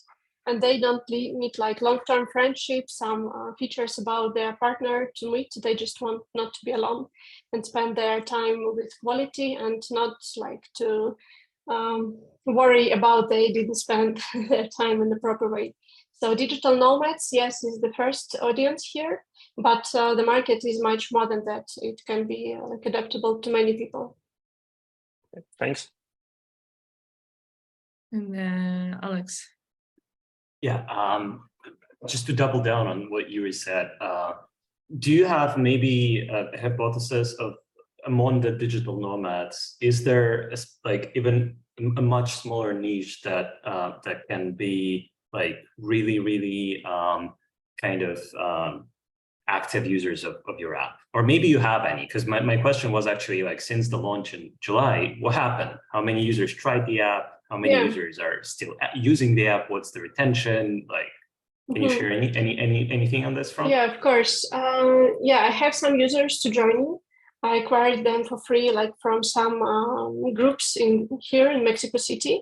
So they're really eager to use it. There are not so many users from July because I was not working on this full time yet. I've started working full time just in September. Yes, but what I'm seeing about this like smaller niche of users, it's really surprising to me because most of them are not too young. So these are people like around 30 and older. And most of them are like a bit introverted because so they don't like group events. They just need some meaningful connection to another person, and they like some interesting activities in the city. That's also one of my strategy to acquire users by including some local gems, hidden tips in the app to give people an idea of what they really can do together, because currently it's kind of a barrier that they want to connect, but they don't know what will they do together. So I'm working on that as well. Cool. Thanks, Helena, for the Thank presentation. We will move on. Just wanted to give a heads up. We have 2 more startups. And it means that I think we will be around like 10-15 minutes later. So if you can stay, you can stay. If you have a hard stop, no hard feelings. We will send the recording afterwards if you still want to give the feedback.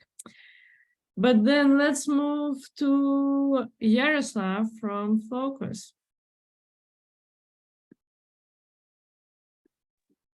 Hello. Just a second. Can you see my presentation? Yeah, it works. All right, great. So hi, Focus here. We help people to stay focused when they really need it. My name is Yaroslav, and this year I was diagnosed with ADHD.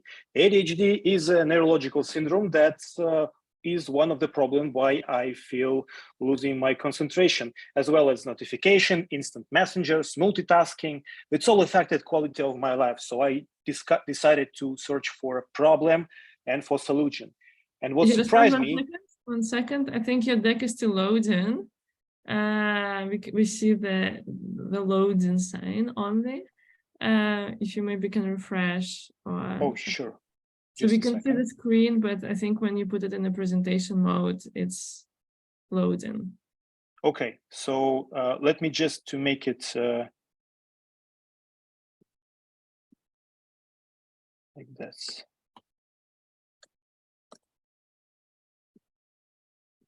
Mm-hmm.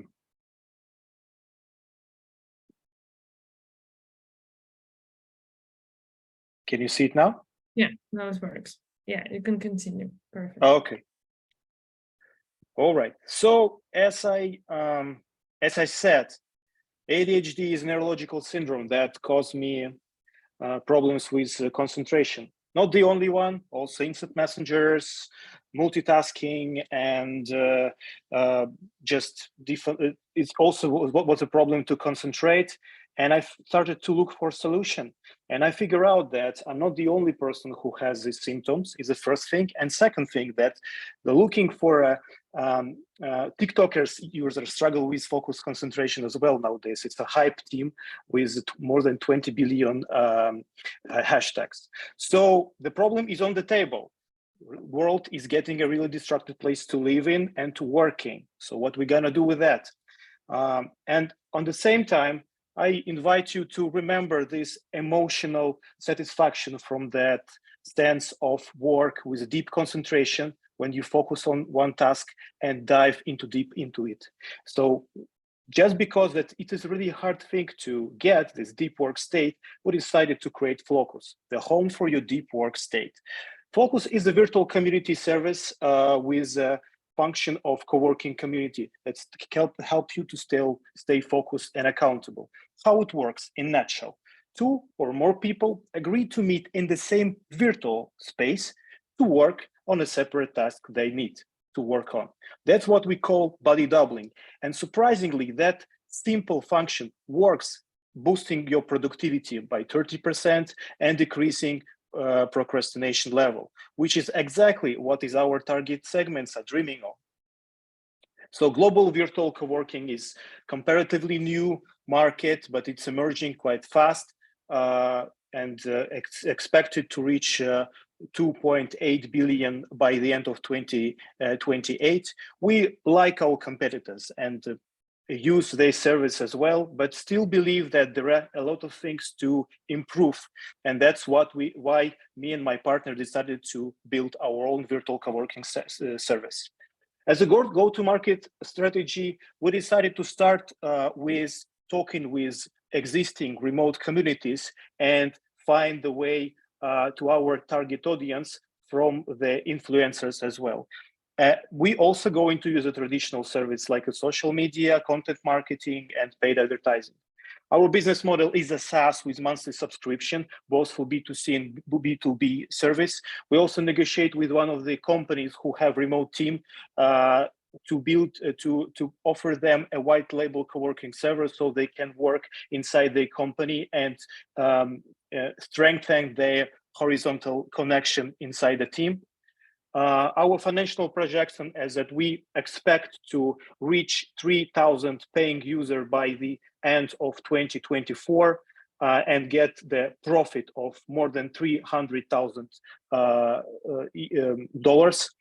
We already just launched that MVP, and just this week we already have 40 users to check our service. By the end of this quarter, we expect to get to 100 paid users already, and pitch our service on the Merchant Web Summit this year. So now we're raising for $50,000 to close our goal by the end of first quarter of 2024 and to get the monthly revenue of 7,000. That money will go to the normally to the marketing hypothesis. Our team is of two members. We all have experience in community leading and starting up businesses. And in the end, I would like to finish up with a metaphor of that. Imagine that you have a goal to start running every morning, to have this habit. The best way you can do is to find a partner that would wait you next to the park every morning at 7 a.m. So that's what we want to be with our user. We want to be that helper, this buddy, to help him to achieve the goal. Thank you for attention.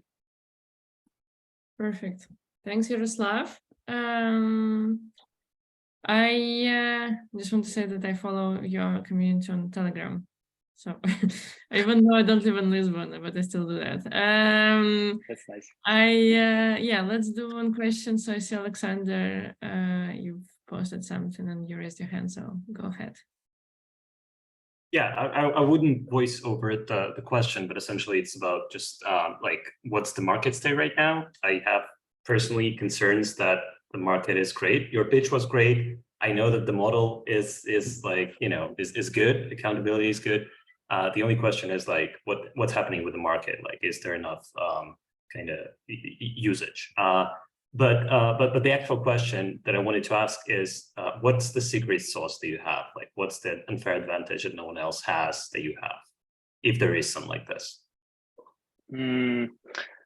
Thank you for the question. Well, we believe that our secret sauce is going to be a community making. All these services that we are now observing on the market, they're doing their work amazingly. We believe that we can do it as well. And what we would like to offer to market and to see how it works is to offer their new way of collaborating between their already existing community.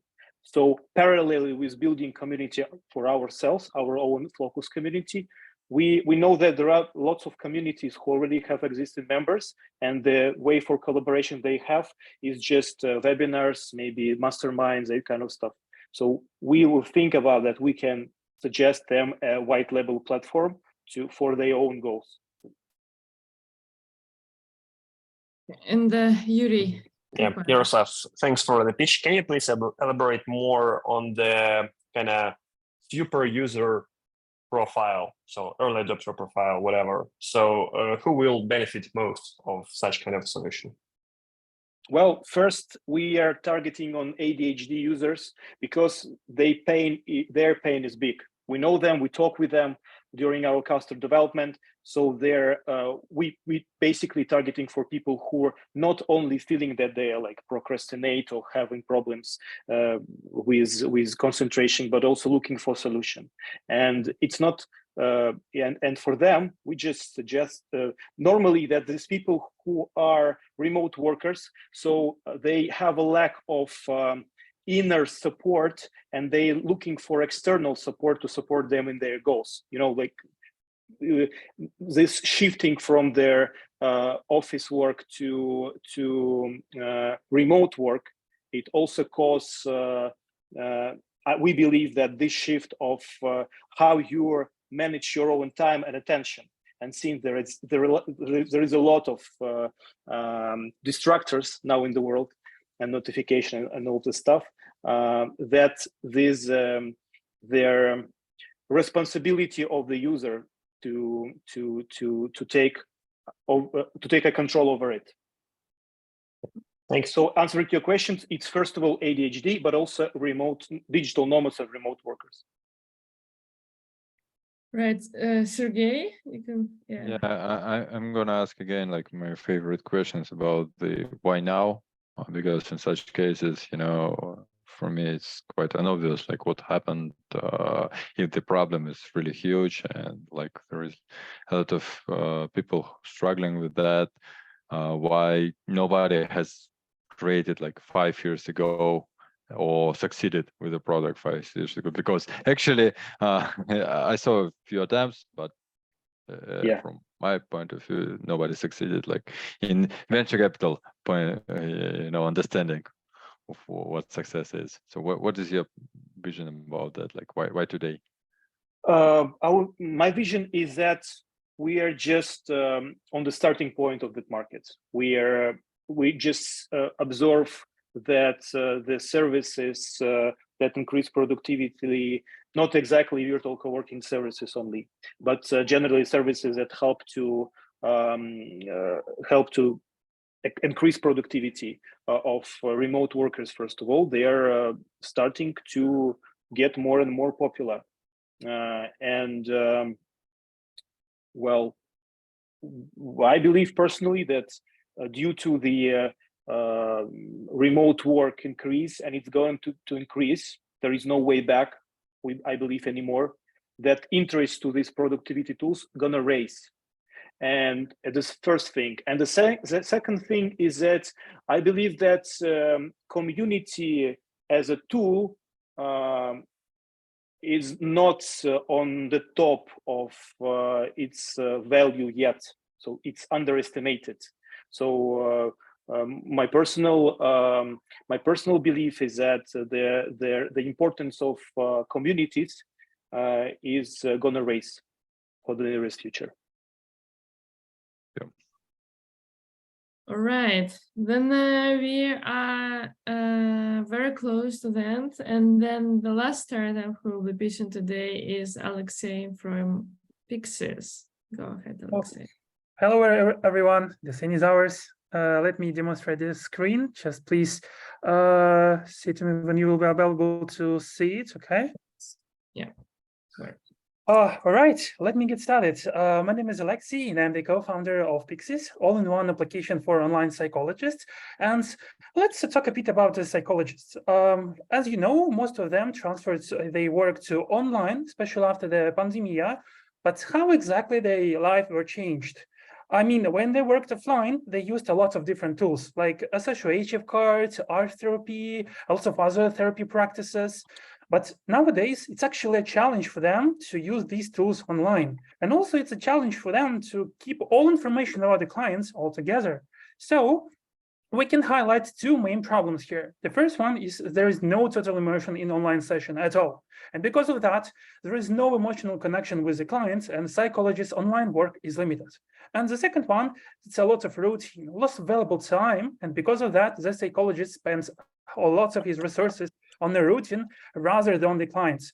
So here we are, we can offer a solution for that. Pixis, it's an application that will help online psychologists to solve their core problems and what most importantly, solve their psychologist client engagement issues in the session. So we are a SaaS application for psychologists that will bring productive and comfortable online sessions worldwide. What's our advantages? The first one is instant notes after the sessions, during the sessions, and creative tips that were based on our AI. And the second one, it's interactivity. We can start from using my cards and our tool just right in our application. And from this moment and forever, the psychologist would not only talk with the clients, but also feel their conditions and emotions, just like it was before. Our competitive advantages, we can see here simple notes, for example, that are time demanding, or therapy notes or therapists that have more complex UI, and the psychologist doesn't actually do that. And we can offer the combination of great UI and automatic work for the markets. The business actually just subscriptions model. The basic subscriptions will start from $40, and we also can offer additional functionality like paid reports or partnerships with clinics and organizations. Our go-to-market strategy is to create prototype and demo, then attract first psychologists to this demo and continue our user research. After that, we're going to build an MVP and partner with some celebrities to promote the application and build credibility. So why actually now? The market size is very big. Online therapy market was valued at 2.6 billion in 2021 and estimated to reach 8.2 billion in 2030, growing at 15% for 8 years. And this is just online therapy market. I'm not talking about the whole about the whole mental market. And the purpose of this presentation is that we are looking for the support and mentorship, and also 100K investment for developing and scaling product. Here's our team. We are all friends from the childhood. We're all software engineers. We had experience with product delivery, product applications, creating complex solutions, and we strongly believe that our work can make this world a bit better. Thank you so much for your time, and I hope you will have a great evening. Oh, thank you, Alexei. I think now you can breathe. You were talking so fast. I think you forgot to breathe during that time. So take a moment to breathe a little bit while Alexander will ask you a question. Yeah, so you mentioned that all of you guys are software engineers, but you haven't mentioned anything about anything you've built yet. So have you built anything? Thank you for this question. Actually, we are now in progress to build a prototype to show the potential psychologist the thing. So it's not a problem for us to create. How's it going to look like, the prototype? What is it going to be? Is it going to be an alternative to Zoom? Is it going to be something else? Yes, that's going to be a SaaS application with video calls, but our advantages will be interactivity through the sessions. So no one can actually do that in Zoom or Google Meet so far. When do you think this will be ready? Actually, that depends on the resources we will have. But it's like I said before, it's not a problem for us to create an MVP. But the main problem is what exactly we should create for our users. I already mentioned interactivity. I already mentioned the core functionality we would have. But we are going to talk with psychologists to make our tool a bit better. Is there anything that is not allowing you to do this right now, like without resources, to like try to test this and talk to psychologists and try to build this? Yes, we are actually creating this right now. Like I said, we're going to start from prototype, but like you said, we are all engineers and we don't have much product experience on our background. So we are looking for the mentorship and maybe accelerators that will help us to gain this product knowledge, product vision to make our scale more faster. Got it. Yeah, thank you. Thank you. Thank you for your questions. And then Nikita, you were the next one. Yeah, thank you. Alexei, thank you very much for your presentation, for your pitch. I would like to ask you about, you tell us about a lot of different features, about a lot of different value that it could bring to a patient and psychologist. But if I ask you what the main, the core feature that a psychologist needs, what it would be? Only one. If we are talking about the core problem, that's the client engagement issues. And if you are talking about the feature itself, that will be interactivity feature. Because how I said before, it's the offline sessions are rather different from online sessions. When the psychologists perform the online sessions, it's really hard for psychologists to keep that connection. I can speak for myself. I'm in therapy for 7 years with my psychologist, and I know that she performed a lot of offline and online sessions, and she said that it's very complicated to work online if you don't know the person. You cannot see their expressions. I mean, as far as they can see in the offline session, they cannot work with them using these tools like MAC cards. The MAC card is a tool that psychology used to express the feelings of the clients. That's a common tool of psychology that's actually used it a lot. And it's almost impossible to use that in online. I heard that some of psychologists just show cards like this, like pick the cards, this or this one, but I think it's not a solution, because if the psychologists work offline, the client can pick by himself. The client can pick the card, the client can express their emotions, but now it's impossible in online formats. So I strongly believe that interactivity will be our core functionality. All right, and then Sergey. Short question. Thanks, Alexei. Did you ask, your psychologist or maybe other psychologists, are they actually looking for such tools, or, they just realize that Zoom doesn't work, so I need to go offline, and, you guys are just engineers who building like toys for yourself, but nobody actually trying to find the tools that actually exist or not? That's What is your experience? question. That's a great question. Thank you so much for that question, Sergey. Actually, yeah, we performed custom development with several psychologists from all over the world. We spoke with psychologists from Poland, from the UK, and from the Belarus. And also we went through a bunch of topics on forums like B17 or just a Reddit. And yeah, we saw that a lot of psychologists prefer offline rather than online, just because there's a lack of interactivity features, firstly, and lack of emotional engagement. And Pixis are trying to solve these problems as well. Thank you. Thank you. On that note, I think we reached our end.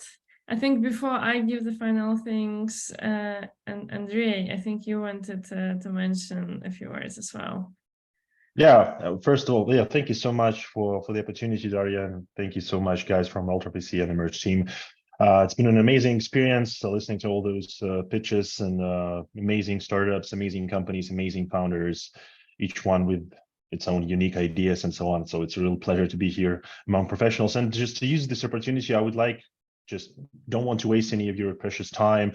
So I won't waste your time with any presentations and so on. I would just like to say, in a few minutes, that we currently launched a new program which is called Proceed to Succeed. I will drop the link later on so you can learn more about the product, the program itself.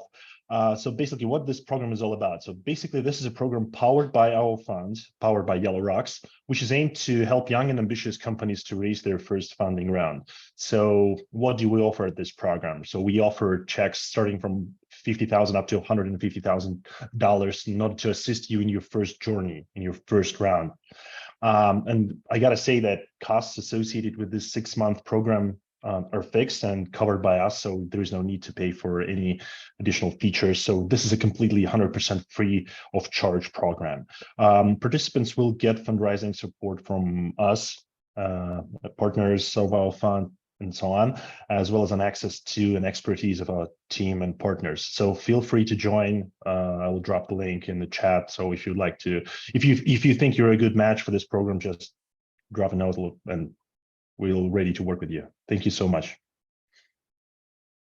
Perfect.